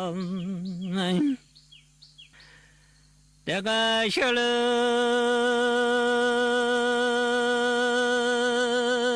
不多少家牛天呐，那个小母牛啥的鸡啊，什么马路啥叫小马个啊，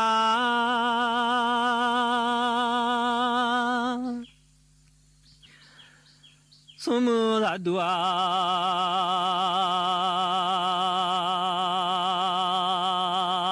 马路啥叫小马个，我去马路啥叫小拉娘。我去那堵马路撒娇，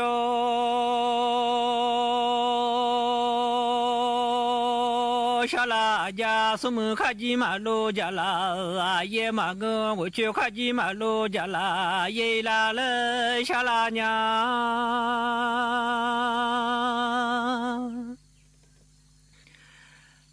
卡吉吉下大后来小拉娘。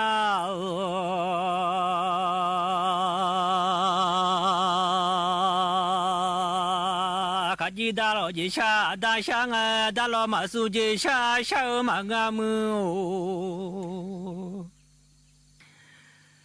大老女马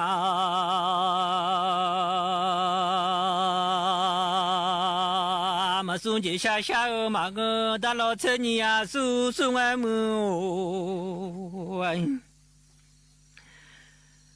大老女马车你啊苏苏啊，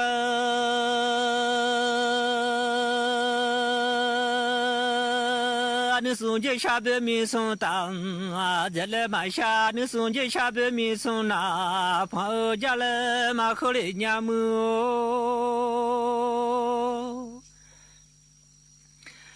啊金大佬。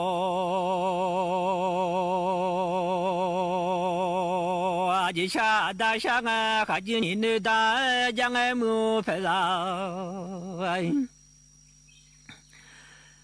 你那大将啊，山东阿不是走小拉娘走大，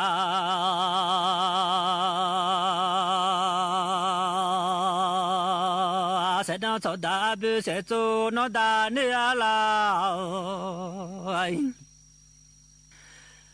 天主下拉苗，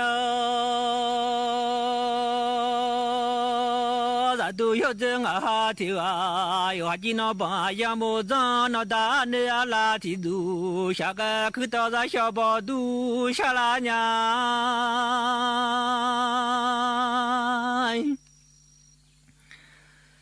去到大修。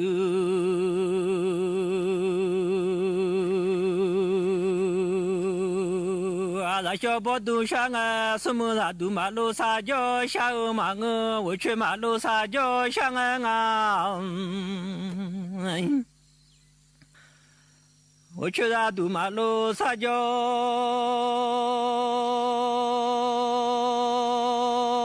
上啊，我找哪怕在家当，我找康家的菜吃啊，下娘给把我怎么烤下拉娘。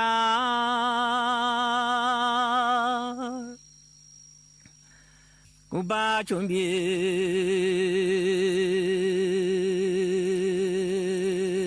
啊，我怎么靠下家？什么啥都马路撒娇，下欧马我去马路撒娇，下啊有个康啷啷当，我家下拉表。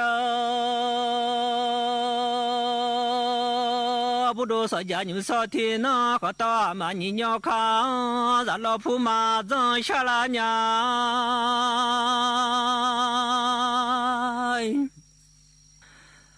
咱老爷少，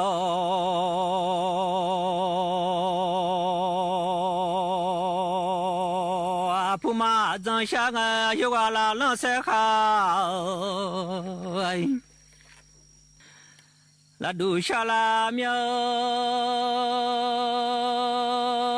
那天的走了呗，下个我去那都马路撒娇，下个阿母啊，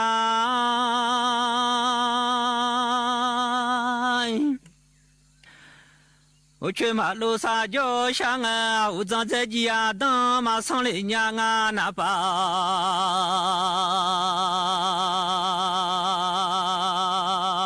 在街上马上我站行家的，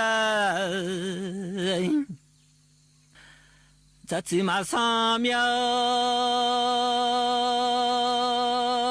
你把青我怎么考马上考朗朗当康家，马上考到马你鸟康，咱老爷少铺买。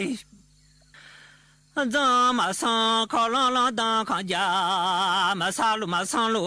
拉朗看塞卡拉路啊，马上来家闹来拉的快你走了呗。马上面，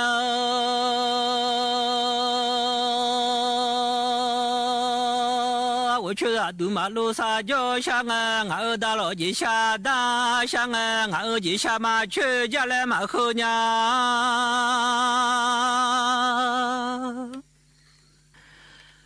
俺大老。你下马去家来马后，大老姐下去咱老姐头哎，马跟俺家来马后咱都有这俺哈提啊，我去马路上就小阿母，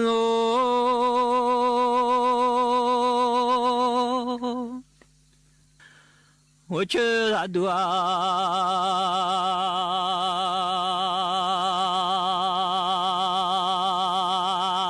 路上就想俺红啊妈，我来下拉娘，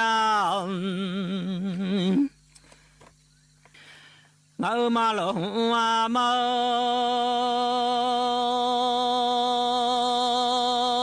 想俺脑里妈的马苏红，妈我来阿母，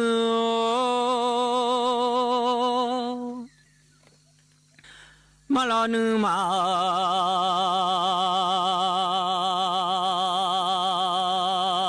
送马我马的车你呀，送送爱慕，马老奴马车你呀，送送爱你送对面送大。สวัสดีนะครับแคนดิเดตนายกรัฐมนตรีของพรรคเพื่อไทยนะครับก็สำหรับแนวทางของพรรคเพื่อไทยนะครับเราชัดเจนนะครับเราเปิดตัวในเรื่องเกี่ยวกับว่าวันนี้เราอยากทำให้ประเทศเป็นประเทศที่มีรายได้สูงนะครับแน่นอนต้องสูงขึ้นกว่าเดิมที่สำคัญที่สุดแนวทางการขับเคลื่อนเรื่องนี้เราควรที่จะใช้วิทยาศาสตร์และเทคโนโลยีนะครับเป็นสิ่งที่ไม่ใช่สิ่งนำนะครับแต่เป็นสิ่งที่เป็นกระดูกสันหลังให้กับประเทศนะครับผมจะอยากขออนุญาตขยายความตรงนี้นิดหนึ่งนะครับว่าสิ่งที่ผมพูดเนี่ยคืออะไรนะฮะปัจจุบันนะครับปัญหาเนี่ยมีมากมายนะครับวันนี้เราไม่ได้พบแค่ปัญหาเรื่องเศรษฐกิจละแน่นอนว่าในปี 40 เราผ่านวิกฤตต้มยำกุ้งณตอนนั้นเนี่ยก็มีหลายประเทศที่เศรษฐกิจเขาดีแต่ของเราไม่ดีนะครับก็มีการช่วยเหลือจากต่างประเทศได้แต่ในขณะเดียวกันณปัจจุบันนะครับนอกจากเศรษฐกิจแล้วก็ยังมีปัญหาเรื่องเกี่ยวกับ geopolitics ต่างๆนะครับมีเกี่ยวกับเรื่องของขั้วอำนาจต่างๆนะครับทางการเมืองไม่ใช่แค่ประเทศไทยประเทศเดียวแล้วปัญหาเศรษฐกิจก็เป็นปัญหาเศรษฐกิจโลกนะครับถนนดนตรีไลฟ์พบกับบทเพลงแห่งความรักความหวังความฝันสื่อประสานด้วยพี่น้องร้องเพลงหนูมิเตอร์และบิวกัลยาณีชมฟรีตั้งแต่เวลา 18 นาฬิกาเป็นต้นไปณห้องออดิทอเรียมอาคารศูนย์ปฏิบัติการสถานีวิทยุกระจายเสียงแห่งประเทศไทยลงทะเบียนเข้าชมได้ที่ Facebook Fanpage ถนนดนตรีเรายังเป็นนักเดินทาง สุขภาพดีเริ่มตั้งแต่วันนี้โดยเฉพาะผู้สูงอายุแค่ลุกขยับวันละนิดเดินช้าๆแต่สม่ำเสมออย่าเครียดเลือกกินให้ถูกหลักพักผ่อนให้เพียงพอที่สำคัญต้องไม่ลืมตรวจสุขภาพประจำทุกๆปีเพราะการใส่ใจดูแลเล็กๆเหล่านี้ช่วยให้ผู้สูงอายุมีสุขภาพจิตที่สดใสสุขภาพกายที่แข็งแรงมาร่วมกันทำให้ทุกวันมีคุณภาพมากขึ้นด้วยการดูแลสุขภาพกันในวันนี้เพื่อให้พรุ่งนี้ท่านยิ้มกันได้อย่างเต็มที่เธอรู้ไหมปัจจุบันภูมิภาคอาเซียนเราเชื่อมโยงกันมากขึ้นทั้งการเดินทางและเทคโนโลยี แต่ในขณะเดียวกันอาชญากรข้ามแดนก็เคลื่อนไหวได้ง่ายขึ้นเช่นกันนะจริงด้วยทั้ง call center การค้ามนุษย์หรืออาชญากรรมออนไลน์ภัยเหล่านี้ไม่เลือกประเทศไม่เลือกเหยื่ออย่าหลงเชื่อห้ามให้ข้อมูลส่วนตัวเป็นอันขาดร่วมมือกันเฝ้าระวังแจ้งเบาะแสให้กับเจ้าหน้าที่รัฐหยุดอาชญากรรมข้ามแดนเพื่ออาเซียนที่ปลอดภัยของทุกคนสภากรุงเทพมหานครมีมติเห็นชอบขยายเวลาบังคับใช้ข้อบัญญัติควบคุมการเลี้ยงหรือปล่อยสัตว์ออกไป1 ปีเพื่อเพิ่มการประชาสัมพันธ์สร้างความเข้าใจแก่ประชาชนอย่างทั่วถึงนายชาชาติ สิทธิพันธ์ผู้ว่าราชการกรุงเทพมหานครเข้าร่วมการประชุมสภากรุงเทพมหานครประจำปี 2569 โดยมีนายวิพุตศรีวะอุไรประธานสภากรุงเทพมหานครเป็นประธานการประชุมในการประชุมผู้ว่าราชการกรุงเทพมหานครได้เสนอให้สภากรุงเทพมหานครพิจารณาขยายระยะเวลาการบังคับใช้ข้อบัญญัติกรุงเทพมหานครเรื่องการควบคุมการเลี้ยงหรือปล่อยสัตว์พุทธศักราช 2567 ออกไปอีก1 ปีจากเดิมกำหนดมีผลบังคับใช้วันที่ 10 มกราคมนี้เพื่อให้กรุงเทพมหานครมีเวลาในการปรับปรุงกระบวนการทำงานเพิ่มประสิทธิภาพการให้บริการขยายหน่วยบริการฟรีเชิงรุกและเพิ่มการประชาสัมพันธ์สร้างความเข้าใจที่ถูกต้องแก่ประชาชนให้ครอบคลุมทุกพื้นที่อย่างทั่วถึงโดยเฉพาะการทบทวนเงื่อนไขที่เป็นอุปสรรคเช่นประเด็นเอกสารยินยอมจากเจ้าของที่พักซึ่งที่ประชุมได้อภิปรายอย่างกว้างขวางก่อนที่สภากรุงเทพมหานครจะมีมติเห็นชอบให้ขยายระยะเวลาการบังคับใช้ออกไปอีก1 ปีโดยให้มีผลบังคับใช้ตั้งแต่วันที่ 10 มกราคม 2570 และเห็นสมควรให้มีการแก้ไขเพิ่มเติมข้อบัญญัติตามอำนาจหน้าที่ที่กฎหมายกำหนดเพื่อให้การดำเนินงานเป็นไปอย่างมีประสิทธิภาพสอดคล้องกับสภาพความเป็นจริงและตอบสนองต่อความต้องการของประชาชนในพื้นที่กรุงเทพมหานครได้ดียิ่งขึ้นจุฑามาศรักษาพันธ์รายงานสำนักงานการวิจัยแห่งชาติจัดการประกวดโครงงานนักประดิษฐ์รุ่นจิ๋ว iNew Gen Junior Award 2026 จุดประกายความคิดสร้างสรรค์เยาวชนคนไทยสู่การพัฒนานวัตกรรมที่ยั่งยืนนางสาววิภารัตน์ดีอ่องผู้อำนวยการสำนักงานการวิจัยแห่งชาติหรือวช.เปิดเผยว่าวช.ได้จัดการประกวดโครงการนักประดิษฐ์รุ่นจิ๋ว iNew Gen Junior Award 2026 ภายในงานวันนักประดิษฐ์ประจำปี 2569 ที่ศูนย์นิทรรศการและการประชุมไบเทคบางนากรุงเทพมหานครมุ่งส่งเสริมและพัฒนาศักยภาพด้านความคิดสร้างสรรค์ของนักเรียนระดับชั้นประถมศึกษาชั้นปีที่ 4-6 และเปิดโอกาสให้เยาวชนได้ใช้จินตนาการและความคิดริเริ่มในการออกแบบและสร้างสรรค์สิ่งประดิษฐ์หรือโครงงานใหม่ๆที่จะเป็นประโยชน์ต่อการดำเนินชีวิตประจำวันควบคู่กับการเรียนรู้การทำงานเป็นทีมการลงมือปฏิบัติจริงและการใช้ทรัพยากรในท้องถิ่นหรือวัสดุเหลือใช้ให้เกิดคุณค่าอย่างยั่งยืนพร้อมปลูกฝังแนวคิดการใช้ทรัพยากรอย่างคุ้มค่าเป็นมิตรต่อสิ่งแวดล้อมและเหมาะสมกับบริบทของชุมชนเข้ากับภูมิปัญญาท้องถิ่นอันจะนำไปสู่การพัฒนาแนวคิดนวัตกรรมที่ตอบโจทย์ชีวิตจริงและสร้างคุณค่าแก่สังคมในอนาคตทางนี้จะมีการประกาศผลการแข่งขันโครงงานนักประดิษฐ์รุ่นจิ๋ว iNew Gen Junior Award 2026 ในวันที่ 9 มกราคมนี้โดยผู้ที่สนใจสามารถเข้าชมผลงานและส่งกำลังใจให้เยาวชนไทยในการแข่งขันได้ที่งานวันนักประดิษฐ์ประจำปี 2569 ณ ศูนย์นิทรรศการและการประชุมไบเทคบางนาชวนันท์มาลีรายงานจังหวัดพะเยาเร่งมอบผ้าห่มรับมือภัยหนาวพร้อมกำชับหน่วยงานบูรณาการช่วยเหลือประชาชนอย่างต่อเนื่องโดยเฉพาะกลุ่มเปราะบางนายภูธนะชมพูมิ่งรองผู้ว่าราชการจังหวัดพะเยาเป็นประธานในพิธีมอบผ้าห่มกันหนาวให้แก่ประชาชนที่ได้รับผลกระทบจากภัยหนาวในพื้นที่ตำบลดอนสีชุมพร้อมด้วยหน่วยงานที่เกี่ยวข้องเพื่อช่วยบรรเทาความเดือดร้อนและสร้างขวัญกำลังใจแก่ประชาชนโดยเฉพาะผู้สูงอายุผู้มีรายได้น้อยและผู้ประสบปัญหาด้านการดำรงชีพในช่วงฤดูหนาวซึ่งได้รับมอบจากกระทรวงพัฒนาสังคมและความมั่นคงของมนุษย์จำนวน200ชุดกิจกรรมนี้ถือเป็นการช่วยเหลือเบื้องต้นเพื่อบรรเทาความเดือดร้อนแก่ประชาชนในช่วงที่สภาพอากาศหนาวเย็นพร้อมเน้นย้ำให้หน่วยงานที่เกี่ยวข้องบูรณาการความร่วมมือในการดูแลและช่วยเหลือประชาชนอย่างต่อเนื่องเพื่อให้สามารถผ่านพ้นช่วงฤดูหนาวนี้ได้วินัยใจกว้างสวท.พะเยารายงาน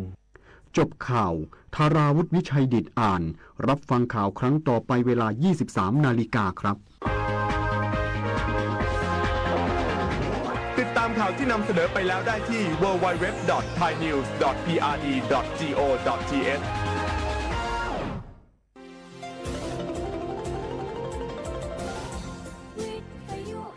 ประเทศไทย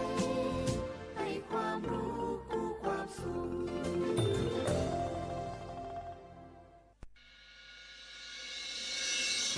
สถานีวิทยุกระจายเสียงแห่งประเทศไทยจังหวัดเชียงใหม่ AM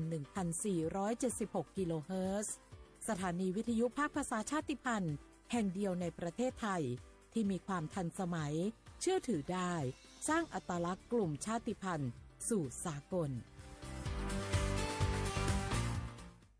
เอาล่ะแก้วเกยสังเกตก็ในปฏิทินไทยมีวันสำคัญเกี่ยวกับสถาบันพระมหากษัตริย์อยู่เกือบทุกเดือนเลยนะ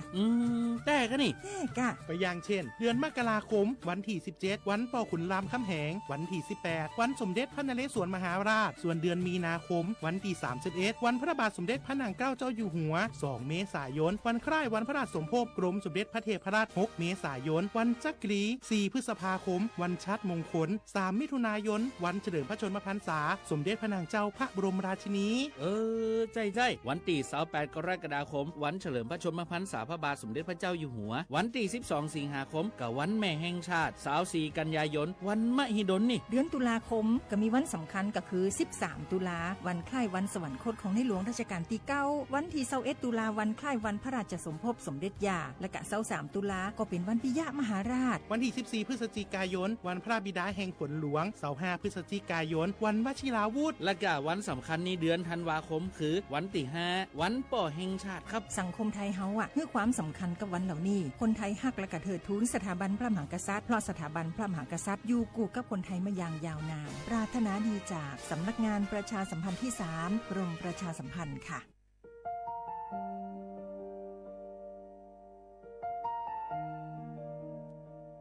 ขอน้อมเกล้าถวายอาลัย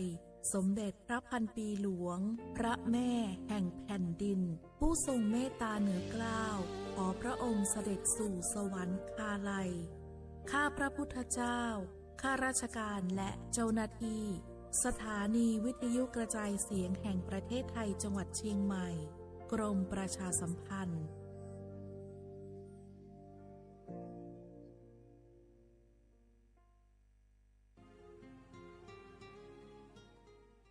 This is a moment of profound grief for the Kingdom of Thailand.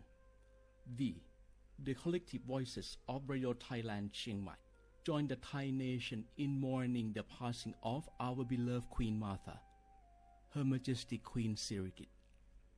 Her life was a testament to the unwavering service, grace, and deep love for the Thai people. Our humble condolences and thoughts are with His Majesty the King, the royal family, and all the Thai people during this deeply sorrowful time. We will remember her forever.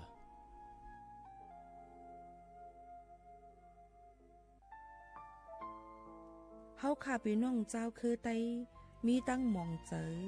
อันเจ้านางหอคำสมเด็จพระนางเจ้าสิริกิติ์พระบรมราชินีนาถพระบรมราชชนนีพันปีหลวงเลยเข้าสวนหมักหักคำน้นเพกว่าย้อนสู้เก่าตึงปันเฮาวิเห็นขวัญเงาเจ้าเฮาขาฮอดถึงตีสุคติกัดเย็นเสกรรมเฮาขาพี่น้องก้นคือไต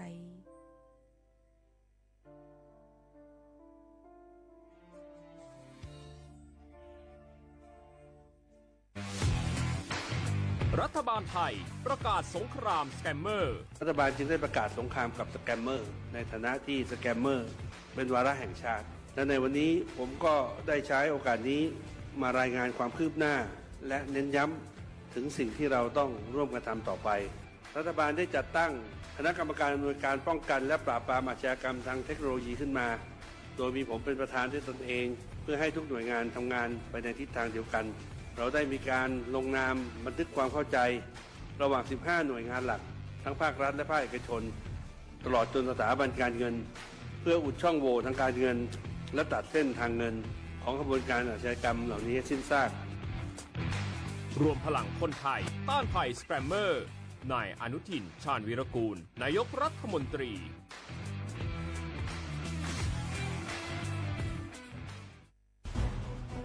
ทุกคนเร็วๆทุกคนเก็บของเร็วๆแผ่นดินไหวแล้วแผ่นดินไหวเดี๋ยวพี่เดี๋ยวก่อนจะรีบไปไหนเก็บของไปไหนพี่เนี่ยพี่ดูในข่าวเขาทำคลิปมานะว่าจังหวัดเราเนี่ยแผ่นดินจะไหวพี่ยังไม่มีแฟนเลยเนี่ยกลัวตายมากเลยเนี่ยไม่อยากตายเอ้าพี่ไป ฟังข่าวปลอมมาอีกแล้วเหรอทำไมพี่ไม่ไปดูข้อมูลแผ่นดินไหวที่แอป Earthquake หรือว่า Thai Disaster Alert อ่ะเขาบอกข้อมูลหมดเลยว่าสถานการณ์แบบไหนระดับไหนต้องทำตัวยังไงบ้างอีกอย่างถ้ามือถือพี่ไม่มีเน็ตเนี่ยเขาจะมีเซลล์บอร์ดแคสส่งข้อความแจ้งเตือนมาที่โทรศัพท์พี่โดยตรงเลยพร้อมข้อปฏิบัติด้วยเหลือแค่พี่ปฏิบัติตามนั่นแหละต้องใจเย็นๆลงละขอบคุณมากนะน้องโอเครู้ทันสาธารณภัยห่างไกลความเสียหายด้วยความปรารถนาดีจากสำนักงานประชาสัมพันธ์ที่ 3 กรมประชาสัมพันธ์จากศาลากลางจังหวัดน่านหลังเก่าพัฒนาสู่การเป็นศูนย์การเรียนรู้นันทศิษย์ปาคารโดยมูลนิธิรักป่าน่านนับเป็นพระมหากรุณาธิคุณที่สมเด็จพระกนิษฐาธิราชเจ้ากรมสมเด็จพระเทพรัตนราชสุดาสยามบรมราชกุมารีได้พระราชทานนามนันทศิษย์ปาคารอันหมายถึงอาคารแห่งความรู้ทุกแขนงของจังหวัดน่านภายในประกอบด้วยห้องนิทรรศการเฉลิมพระเกียรติรัชกาลที่ 9 แสดงพระราชประวัติและพระราชกรณียกิจของพระผู้ทรงเป็นพลังแห่งแผ่นดินและต้นแบบของความเพียรรถพระที่นั่งอนุสรณ์แห่งการเสด็จเยี่ยมราษฎรในถิ่นทุรกันดารทั่วทุกภูมิภาคของไทยพิพิธภัณฑ์ศาลากลางจังหวัดน่านความทรงจำของอาคารหลังเก่าและการอนุรักษ์สิ่งสำคัญของเมืองน่านเทคโนโลยีกับมนุษย์จุดประกายความคิดสร้างสรรค์สู่การสร้างนวัตกรรมในอนาคตน่านซิมูเลชันแนวทางจัดการขยะที่ยั่งยืนเพื่อตระหนักถึงผลกระทบต่อสังคมเศรษฐกิจและสิ่งแวดล้อมห้องสมบัติน่านย้อนรอยสู่อดีตและความรุ่งเรืองของนครน่านผ่านเงินตราเครื่องเงินและผ้าทองเปิดให้เข้าชมฟรีไม่มีค่าใช้จ่ายตั้งแต่เวลา 9 นาฬิกาถึง 17 นาฬิกาหยุดทุกวันจันทร์และวันนักขัตฤกษ์มาร่วมอนุรักษ์สืบสานสร้างสรรค์ศิลปะวัฒนธรรมและวิทยาศาสตร์ของเมืองน่านคุณค่าที่น่าภาคภูมิใจ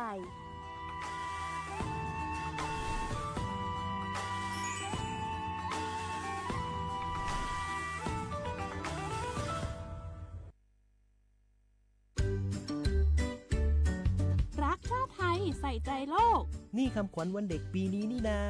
แล้วเราจะไปเล่นเต้นเที่ยวที่ไหนกันดีอะมาที่นี่เลยจ้าสถานีวิทยุกระจายเสียงแห่งประเทศไทยจังหวัดเชียงใหม่ขอเชิญน้องๆหนูๆร่วมงานวันเด็กแห่งชาติประจำปี 2569 ในวันเสาร์ที่ 10 มกราคม 2569 เวลาตั้งแต่ 8 โมงเช้าจนถึงเที่ยงกิจกรรมตอบคำถามเล่นเกมลุ้นรับของรางวัลมากมายแล้วพบกันนะคะ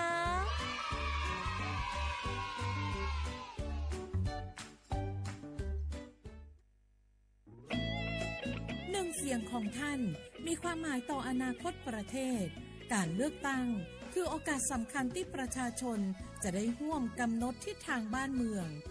ขอเชิญชวนพี่น้องประชาชนผู้มีสิทธิ์เลือกตั้งทุกท่านออกไปใช้สิทธิ์เลือกตั้งปี 2569 เลือกคนดี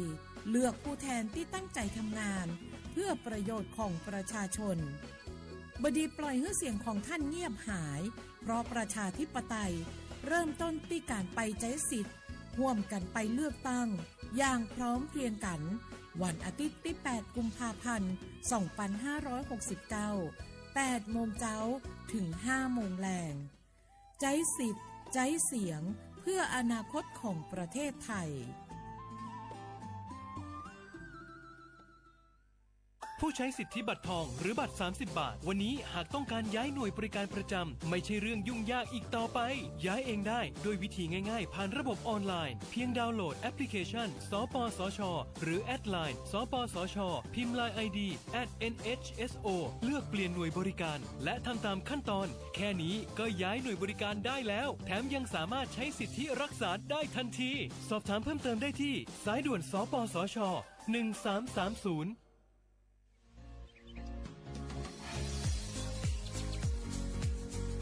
จ้อมหนังเปิงมติครม.มือวันที่29เดือนธันวาคม12สิงหาปากไป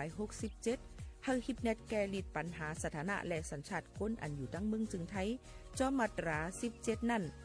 ตอนตาพี่น้องเฮาเขาอันเข้ามาอยู่ตั้งเมืองไทยหึงนั้นและมีไว้เข้าจ้อมเปิงเฮากว่ายืนย้อนสถานะต่างดาวเขาเมืองถูกแม่นจ้อมเปิงไล่ตอนตาลูกอ่อนอันเกิดตั้งเมืองจึงไทยมีอู่อำนั้นก็แม่มีไว้ทะเบียนประวัติบุคคลไม่มีสถานะทางทะเบียนอำนั้นไว้10 ปีถูกแม่นยาวในจึง เฮาก็ยืนยันสัญชาติไทยจอมหนังมาตรา7ทวิไลพออยู่ตั้งกรุงเทพมหานครกว่ายืนไลตีสำนักบริหารการทะเบียนกรมการปกครองป้ออยู่ตั้งต่างเจตวันในจึงกว่ายืนไล่จอมหนังวัดไหวอันเปิ้นออกปันเฮาขานั่นเข้าย้ำเหตุการณ์จอมหนังหลวงปองจึงต่อป้อถึงวันที่29เดือน6 2สิงหาคมไป69ค่ะ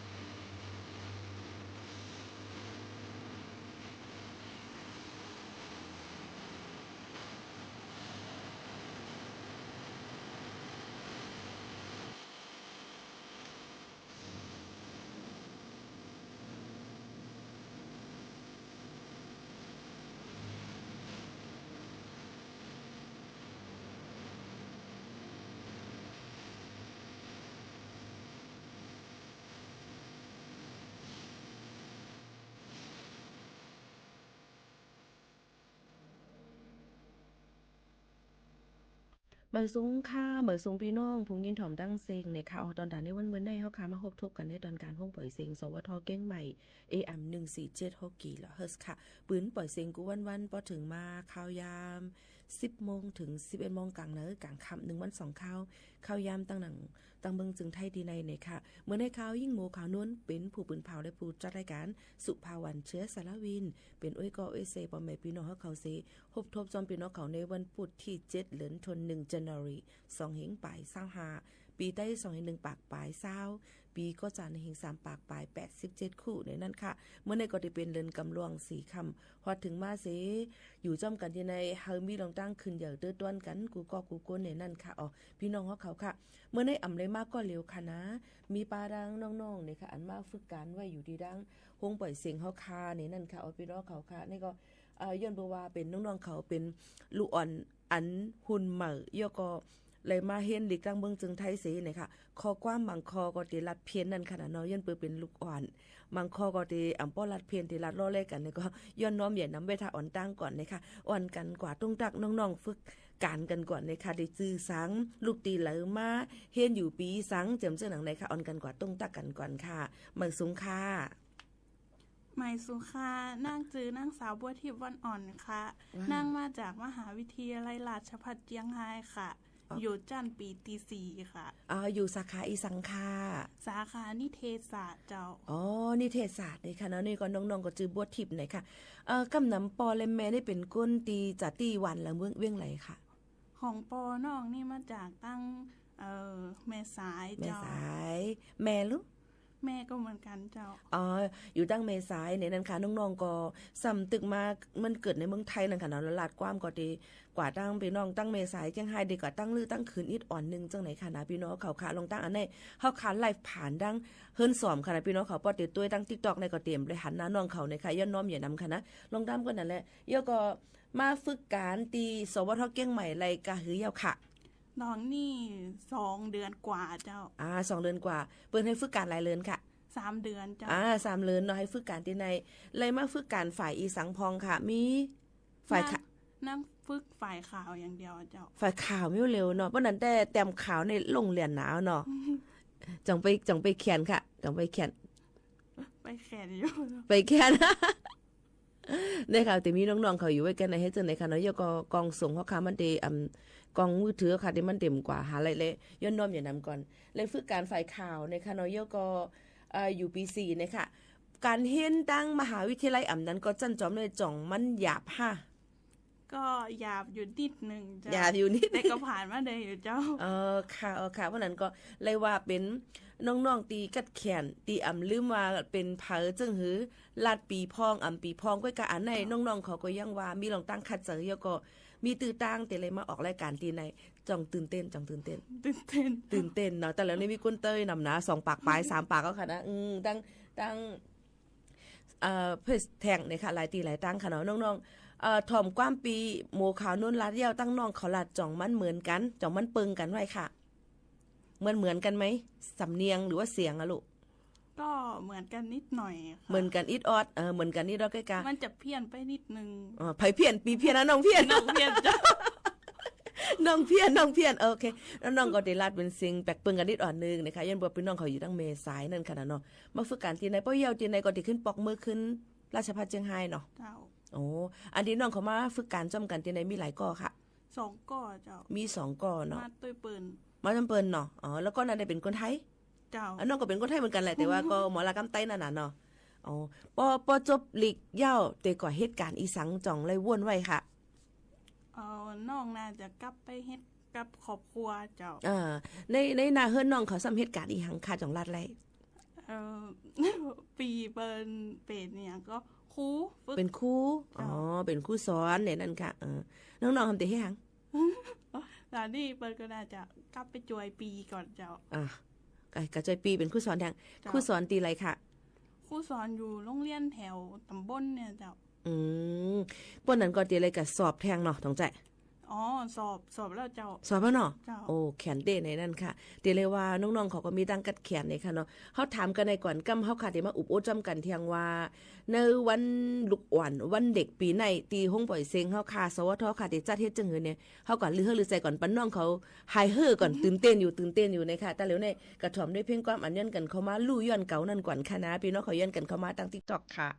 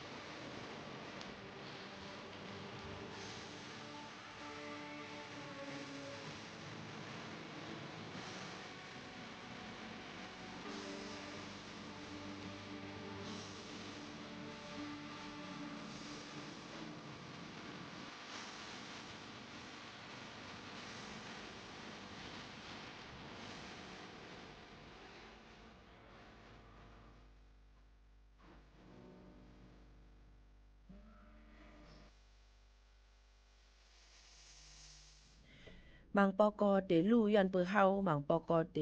ลู่ย้อนเปือเปิ้นนะคะซึ่งคือก็ลีค่ะลองตั้งลู่นั่นเนี่ยค่ะ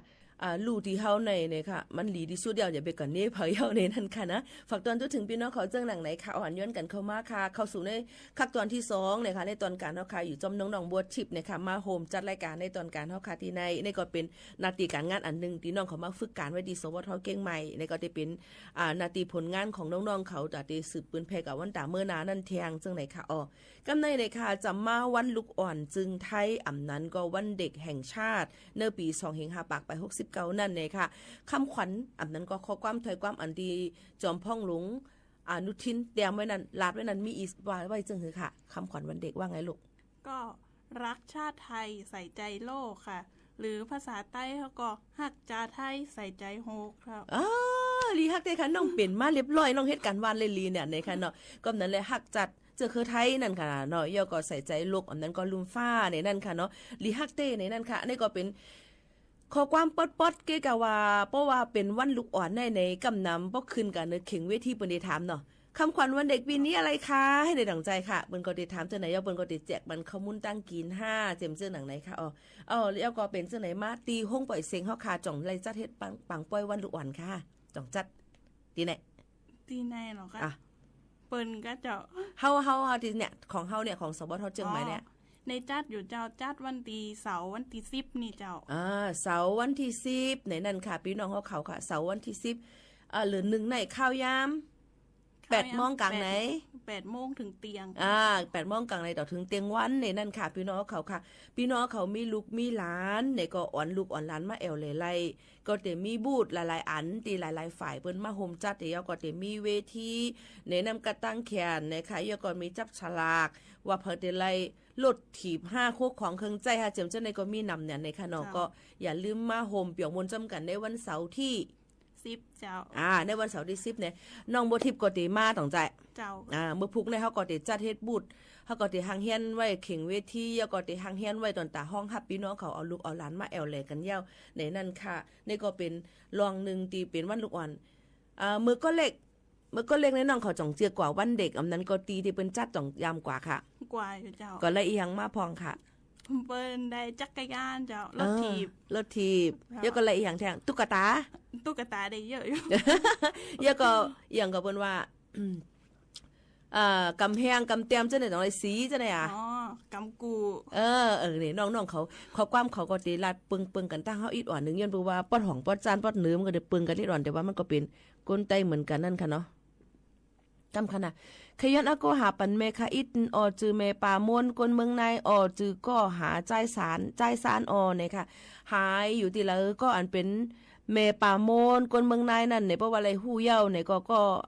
ใจกับสืบมหาที่ใจซ่านพองนะคะนี่ก็เป็นข่าวอันที่พี่น้องเขาฝากมาเนี่ยค่ะเนาะในตอนการเฮาค่ะแต่มีหลายรองหลายอันเนี่ยค่ะยก็วันเอามาดีวันเด็กแท็กนะคะวันเด็กในเฮาค่ะก็ได้จัดเนี่ยค่ะเนาะแต่มีโคของจากปันพี่น้องเป็นลูกปันหลานพี่น้องเขามาลงเซ็นใส่ไม้เซ็นจือก็ได้มีมาตัวดังห้องส่งผู้จัดรายการเขาว่ามีอีสังพองจำเจ้าหนังไหนค่ะเพิ่นจัดรายการในห้องส่งเป็นจังหือในก็อ่อนลูกอ่อนหลานพี่น้องเขามาแอวเลยกันไล่กูก้นนั่นค่ะนะเนาะหันปีโมขาวนวลลาดเย้าน้องจ่องป่องใจอันปีโมขาวนวลลาดไหนลูกป่องใจเนาะก็กระเสียงเฮามันปึงกันนิดอีเนาะ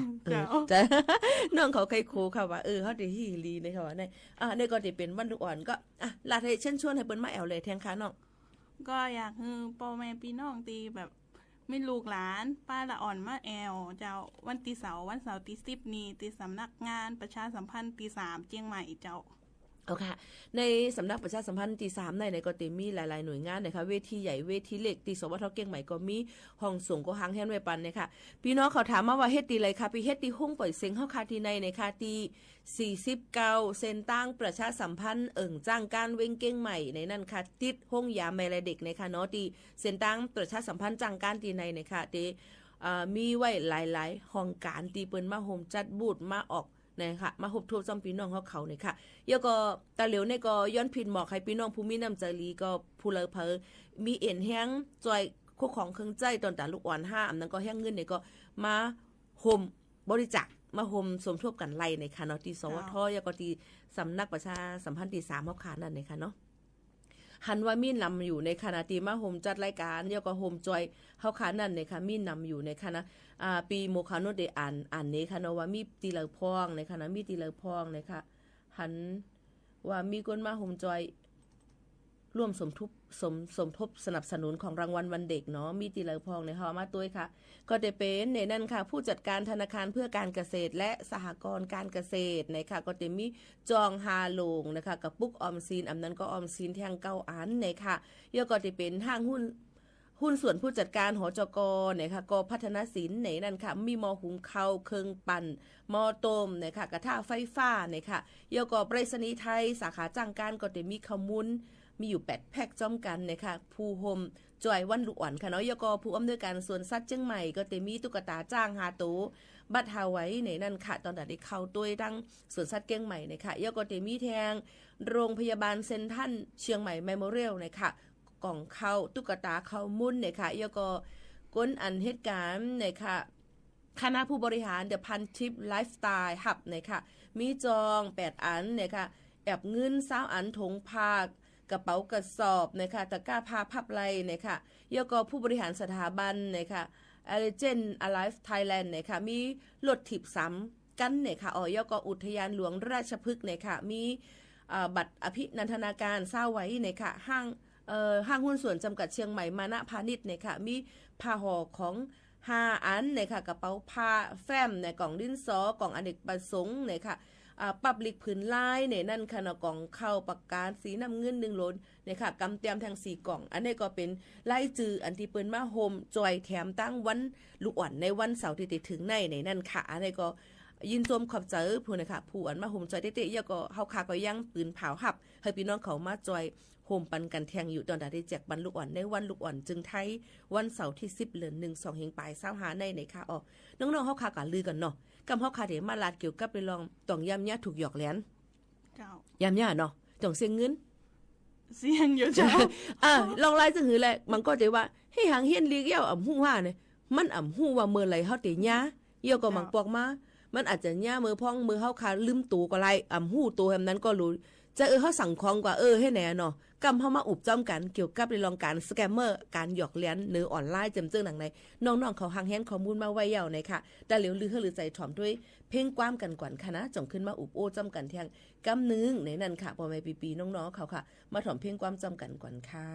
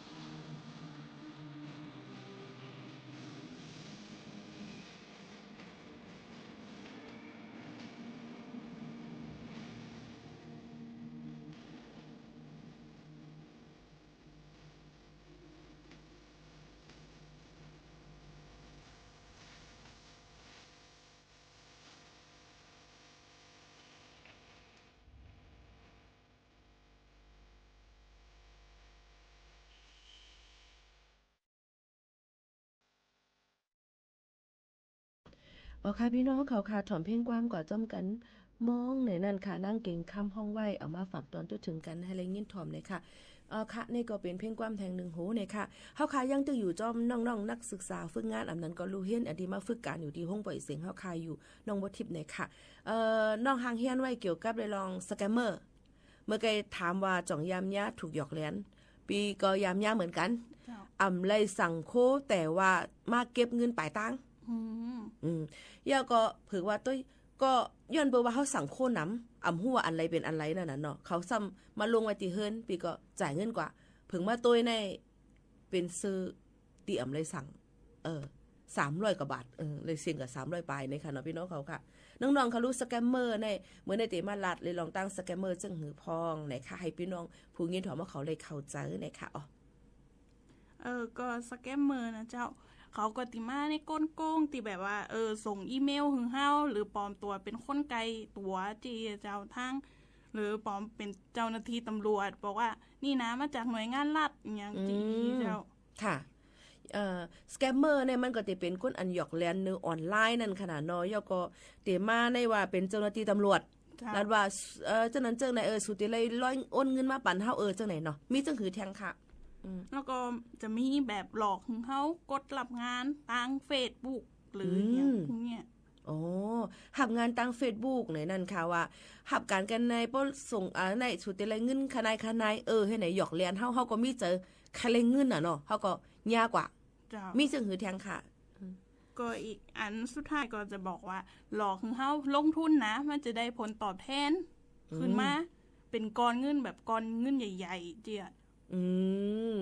อันนี้ค่ะย้อนเป็นนั้นเลยลองตั้งชื่อในเฮาขาดฉุกลีเลยฮู้ไว้ค่ะนะว่าสแกมเมอร์อันว่านั้นมันก็ติเป็นล็อกไล่หยอกเหรียญก้นเนื้อออนไลน์อันน้องเขาลาดกว่าเมื่อไกลนั่นก็ติมีลองหยอกเหรียญว่าเป็นเจ้าหน้าที่ภายเหตุการณ์หาบการคุณเขาเสหลอกเงินเฮาเอาเงินเฮาจำเจ้าไหนค่ะเนาะย่อก็แทงอันนึงก็ติว่าให้ลงทุนตื่นล้างว่าเฮาติได้เงินมานำหรือเสนั่นแทงจังไหนค่ะเนาะมีจังไหนเนาะแล้วก็แทงอันนึงก็ลองออนไลน์ขายของออนไลน์จำเจ้าในอันดิมเลยสั่งเจ้าในแล้วก็ให้เน็กแทงกดลิงก์กับว่าเป็นก้นกำลีเตไลเจ้านั้นเจ้าไหนให้ไหนค่ะเนาะนี่ก็เป็นการสแกมเมอร์เฮาถูกลีไลเฮ็ดจังหือให้ย่าหยอกเลียนสแกมเมอร์ค่ะตรงนี้ค่ะลองทางเห็นก็ต้องแบบตรวจเช็คจากสำนักงานถ้าเขาบอกว่ามาจากทางตำรวจเฮาก็ต้องโทรไปตรวจเช็คเจียเจ้าตรวจเช็คว่าป้อมเป็นตั้งเจ้าหน้าที่ตำรวจก็โทรกับตรวจเช็คก่อนย่าหมังก็กติว่าเป็นลูกเป็นหลานอยู่ลีมีห้องยาจังไหนดองใจ AI เข้ามาเนาะแต่เร็วเนาะ AI นะปลอมเสียงเป็นลูกหลานปลอมเสียงเป็นลูกหลานเนี่ยก็โทรมาหาพ่อหาแม่ให้ร้อยเงินกว่าให้โอนเงินกว่าปันก็อย่าไปพุ่มหิบเน็ตร้อยกว่าถูกลีเลยมีข้อความตีเหมือนจังว่า AI มันฮู้เลยกูเมลเหรอเนาะอาจจะเป็นว่าวันเดือนปีเกิด5เฮาได้มีข้อความอุบกันจังหือในไทม์กว่าจังนั้นเนาะหนังคือปกติย่าหยอกแลนหนังใจมีจังหือแทงค่ะถ้าดีเฮาก็แบบถ้าโทรไปหาลูกหลานถ้าลูกหลานโทรมาบอกว่านี่เป็นเสียงลูกหลานนะโทรมาหลอกเฮาก็โทรไปหาลูกหลานก่อนว่าใจก็โทรมาขอเงินกะ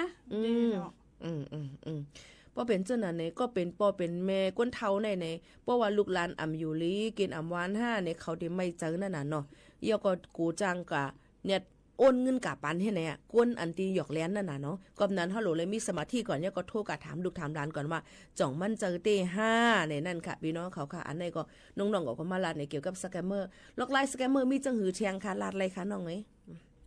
มันก็จะแนบลิงก์ส่งมาทางเฟซเราถ้าเฮากดมันก็จะแบบเหมือนดึงดูดข้อมูลเฮาไปเจียเจ้าลิงก์ก็ลิโกเหมือนกันมันก็ได้ว่าสูเป็นก้นกุศลกรรมลีแต่ไร iPhone 17ลาตัวอย่างว่าเนี่ยไหนแล้วก็เน็กลิงอันไหนผลเน็กกว่าเนี่ยก็มันก็ติดูดเอาเงินเฮาค่ะกับข้อมูลเฮาค่ะกว่าไหนค่ะจังไหนค่ะนะอันนี้ก็มีมานำป้อถูกย่าจังไหนเฮาถูกลีเลยกว่าแจ้งความตีไรค่ะต้องไรค่ะตำรวจจากสถานีตำรวจหรือโทรไปเลย191ก็ไล่นะคะเนาะย่อก็เหมือนหนังตำรวจไซเบอร์ก็ได้เป็น1441จำเจ้านะคะเนาะพี่น้องเขาค่ะลงตั้งเจ้าในก็กับสืบกว่าไล่ก็แจ้งอำนั้นก็เอาหลักฐานที่เฮามีถ่ายเอกสารไว้เมื่อนี้ก็มีจังหือพองในก็เฮากว่าแจ้งความติดเจ้าหน้าที่ตำรวจเขาอำนั้นก็ห้องปลิกนั่นน่ะเนาะแต่ถ้าดีก็อย่าไปกด ลิง น้องของใบเซอร์นั่นนะคะอย่าไปกดนะคะอย่าไปกดอีหังลิงอีหังที่มันส่งมาอย่าไปกดนะคะแล้วก็หมายฟงกับสืบอันที่อ่ำฮู้จักก็อย่าไปหาบมันเดมีเนาะเปิดเดมีหมายโฟนอันดิมฮู้จักแล้วก็หมายโฟนนำมาปีบวกเก่าบวก73จังได๋เนาะเบอร์แปลกๆเบอร์แปลกๆเลยค่ะหมายโฟนอันที่เฮาอ่ำฮู้จักอ่ำยามพันนั่นก็อย่าไปลาลีหับเนี่ยค่ะมันเดจังถามเฮาเฮเนี่ยค่ะแล้วก็หยอกเลียนเฮาค่ะจังไหนมีนำเนี่ยเนี่ยค่ะเนาะแล้วก็ลอกลายจังไหนก้นหยอกเลียนกินกันในเนี่ยค่ะมันมีดังเมืองจึงไทยเมืองไต้ก็มีเมืองเขเมืองลาวมีกูเมืองเนี่ยค่ะเนาะแล้วก็ควักกว่าที่ดังเมืองเวียดนามเมืองกัมพูชานำเนี่ยเนี่ยค่ะลองตั้งจังไหนค่ะพี่น้องเขานั่นฟังกันไว้เต้ๆว่าๆในนั่นค่ะพี่น้องเขาค่ะเมื่อปีใหม่ในค่ะหาลดอ่อนแหล่เขาใจโอนเงิน 1,000 ปันอ่อนตังติ๊กๆในนั่นค่ะโอ้ยลองตั้งเจ้าในก่อนหลูเลยฟังไว้ว่าเขาค่ะได้โทรกะหาเผอแล้วก็หาเงินอ่อนแหล่จึงหือพองนะคะบ่เป็นไรแต่ก็อย่าไปลาลีโอนเงินกว่ากำเหลวโหลเลยกว่าถึงตีมันก่อนนั่นน่ะเนาะเพราะว่าตะเหลวที่พักก็ปลอมตั้งมอนแจ่มจ่องกะยะต่องกะยะบ่ย่างหมักเลย มอนแจ่มในมีพี่น้องใต้เขากำพองย่าเย้าว่าให้โอนเงินกว่าอ่อนตั้งจ้องตีพักไว้โกตีพักมันเต็มอย่าก็กำในก็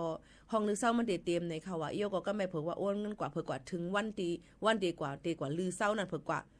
อำใจค่ะของเป็นเพจปลอมเซ็งกว่า 5,000 ปลายลองตั้งเสื้อในก็หลูเลยฟังไว้เหมือนกันเลยค่ะ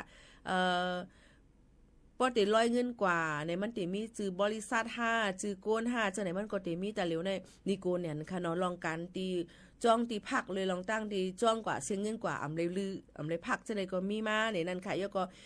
ลดกาเตกับขาดเตออนแหล่จำเจ้าไหนมีก็โอนเงินกว่าเจ้าไหนก็มีลองตั้งเจ้าไหนหลูเลยฟังไว้เต้ๆในนั้นค่ะแล้วก็ตัวทบน้องเขารู้จ่องมีค่ะลองย่าหยอกแหลนจังไหนต้องมีค่ะจ่องได้เจอกับตูค่ะให้ไหนเคยเจอตอนมัธยมเจ้าตอนมัธยมนั้นย่าเราหาอันนี้มาในเรื่องของเกมเจ้านี่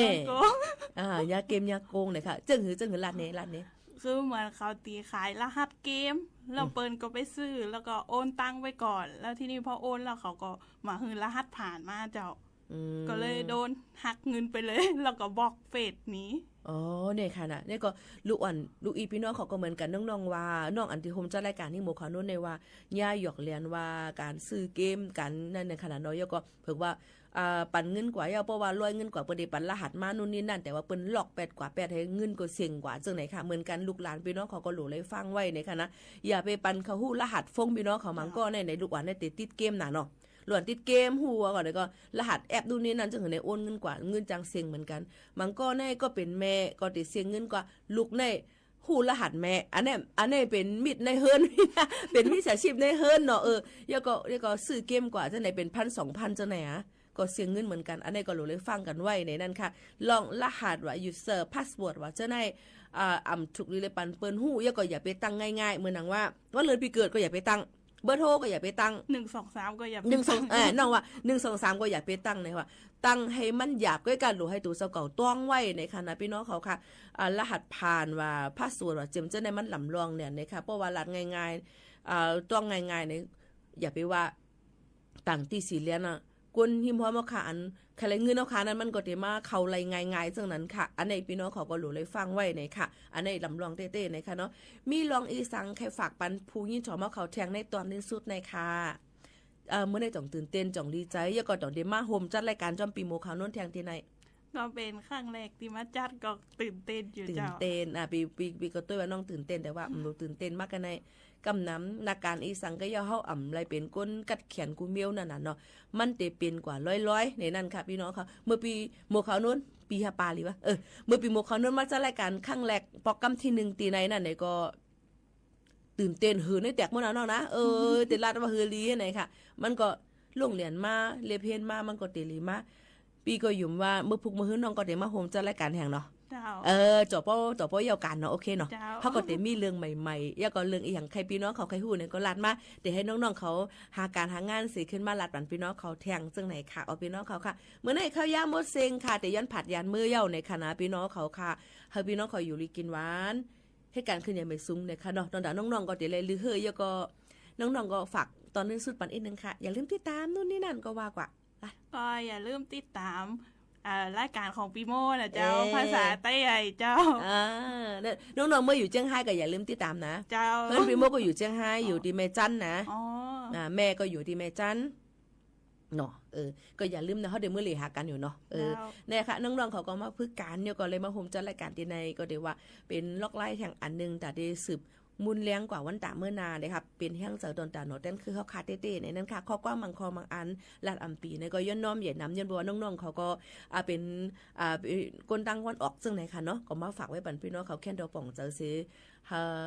วางความปันอย่านำเสกัมค่ะที่ย้อนผัดยันพี่น้องเขาเมื่อกว่าก่อนค่ะนะ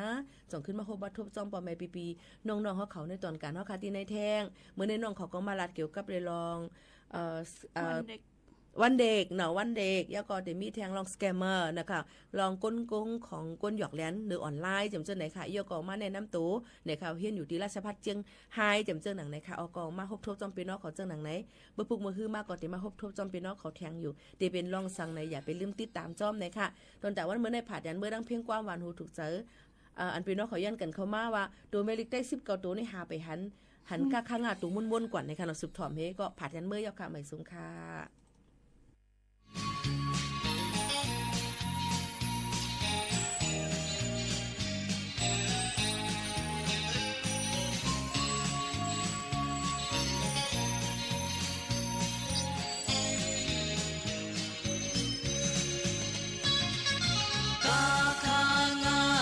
คือเงิน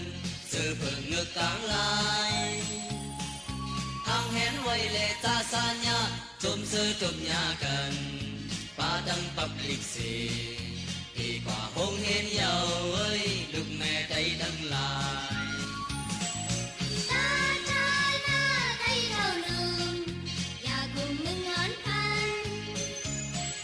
พอคงเห็นก็ป้าไปเพ่งพิจอมกันได้ขึ้นบนเบินเต็มอันนักซ่อนปองมาหมอแม่มันเบิ่งมนยาลาว่าพดคิดไว้บันเลินมนตัวแม่ลิกไก่สีเท่าตัวติดตาตัวแม่ห้าเฮาหูจักยาวลิกไก่มาหาโดจอดกูไตกูก็กาทางรอถึงเพลงสุดยาวโอ้ยก็เก่า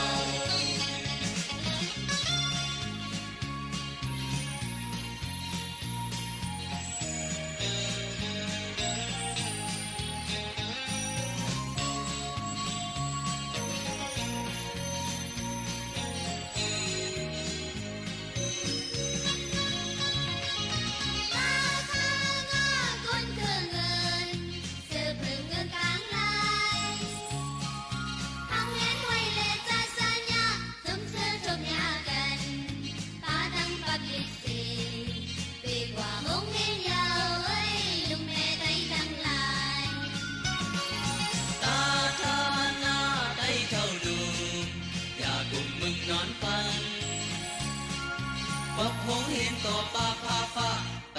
พิงจอมกันใจขึ้นบนเกินแก้มอ่านนักสอนปองมาบ่แม่มันเมืองมน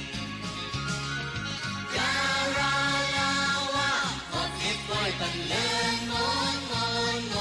ตัวแม่ลิกไก่สีเก้าโด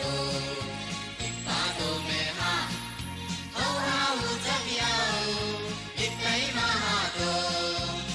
จอดกูใจกูก็กาทางโตถึงเพลงสุดยาวโอ้ยก็พอ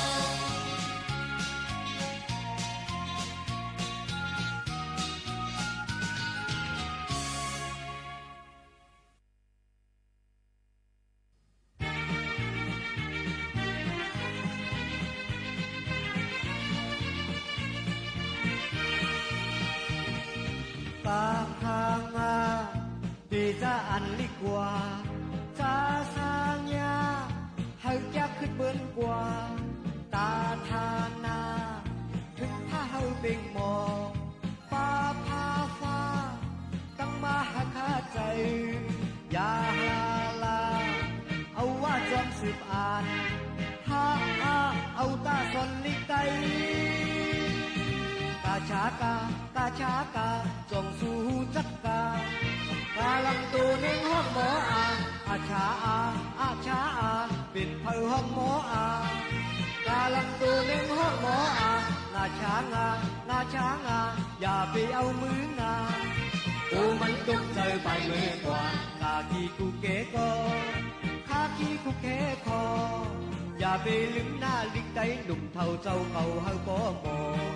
หนุ่มมนเลสายเขาคัดแย้งเลก็เขาตาบุญมือหน้าเฮาก็เมาสุ่มส่วนอันสีคัดใจกาคางาปีตาอันลิกกว่าซาซางยาเฮาจะขึ้นเปิ้นกว่าตาทานาถึงถ้าเฮาเป็นหมอ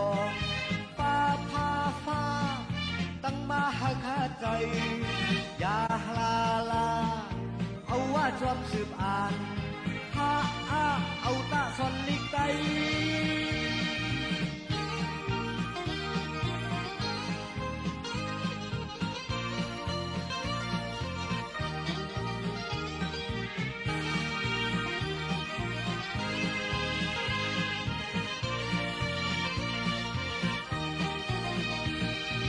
ปาคางาปีซาอันลิกว่าซาซางยาเฮาจะขึ้นเบิ้นกว่าตาทานาถึงถ้าเฮาเป็นหมอปาพาฟ้าตั้งมาหาคาใจ สถานีวิทยุกระจายเสียงแห่งประเทศไทยและเครือข่ายทั่วประเทศเสนอข่าวต้นชั่วโมงรู้เร็วรู้จริงเกาะติดทุกสถานการณ์